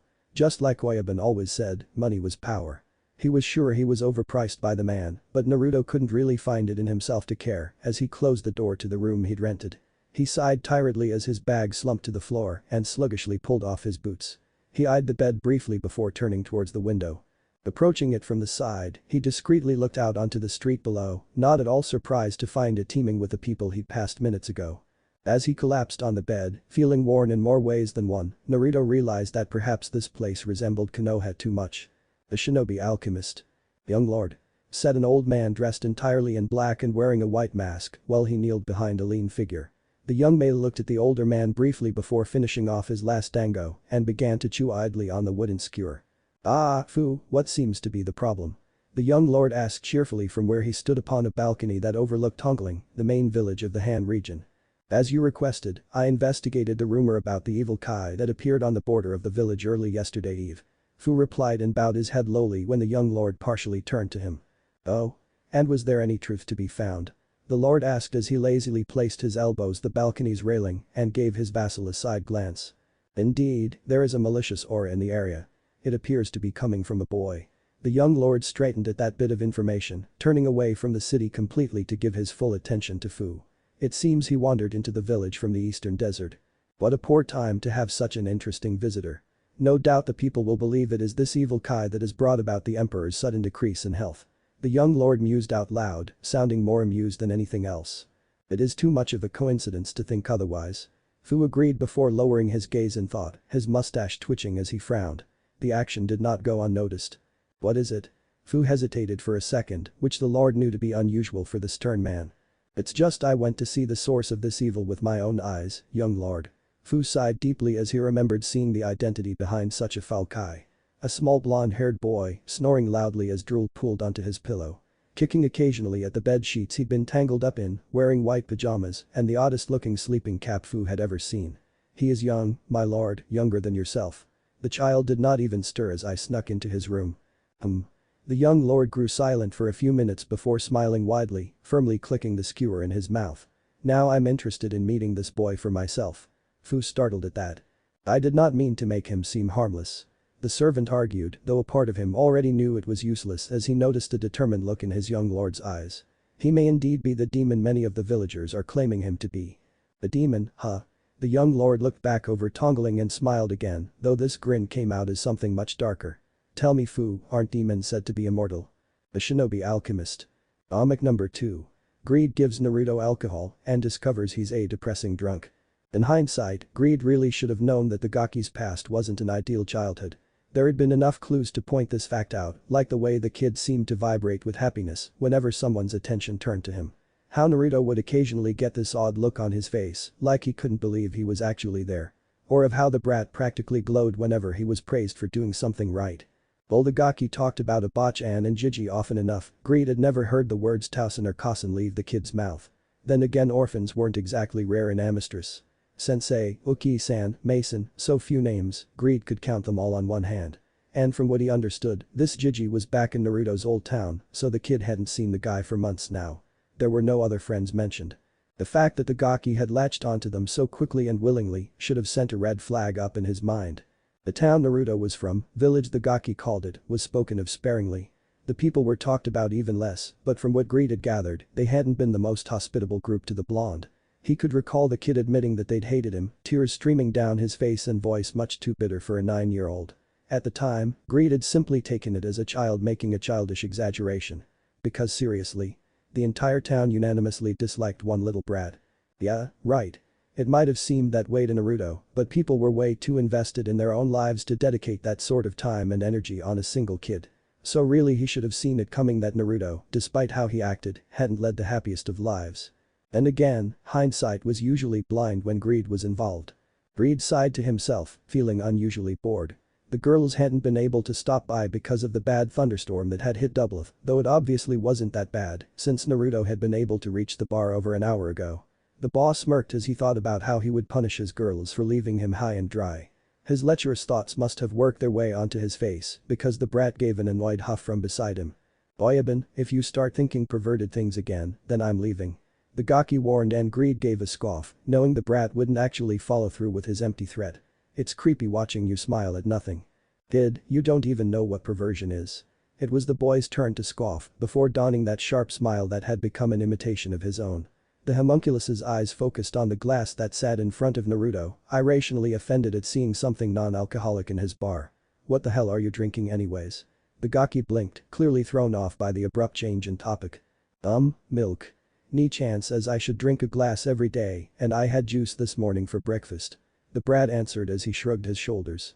Aki, real men don't drink milk and especially not in a bar. It's just disrespectful and sad. He continued while glowering down at the half-empty glass. The brat paused at that, his eyes narrowing as he also looked down at the glass with a thoughtful look. How about taking on a real drink? Without a second thought Greed passed over his own glass, which was a nice heavy mixture of whiskey and black rum, and placed the unpleasant glass of dairy on a nearby table.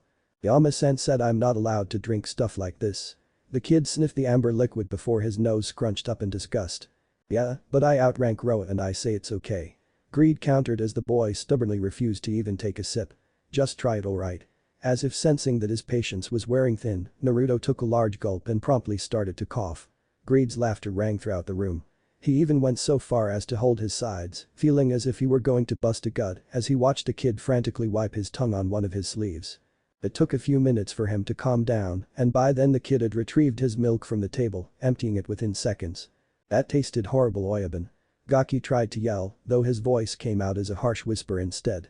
The brat glared at him through wet eyes as Greed started to laugh again. He would cherish the memory of that reaction for the rest of his life. Why do you drink that nasty stuff? For the feeling I get afterwards. He answered simply, and the gaki gave him that confused squinty-eyed look. You can feel it, can't you, an unusual warmness filling your stomach. Naruto nodded. I like that sensation and the buzz that quickly follows. It gives you the feeling that nothing in the world can take you down or ruin your mood. He paused and gave the gaki a considering look. To be fair, that drink was a bit too strong to start you out on. How about we try something sweeter?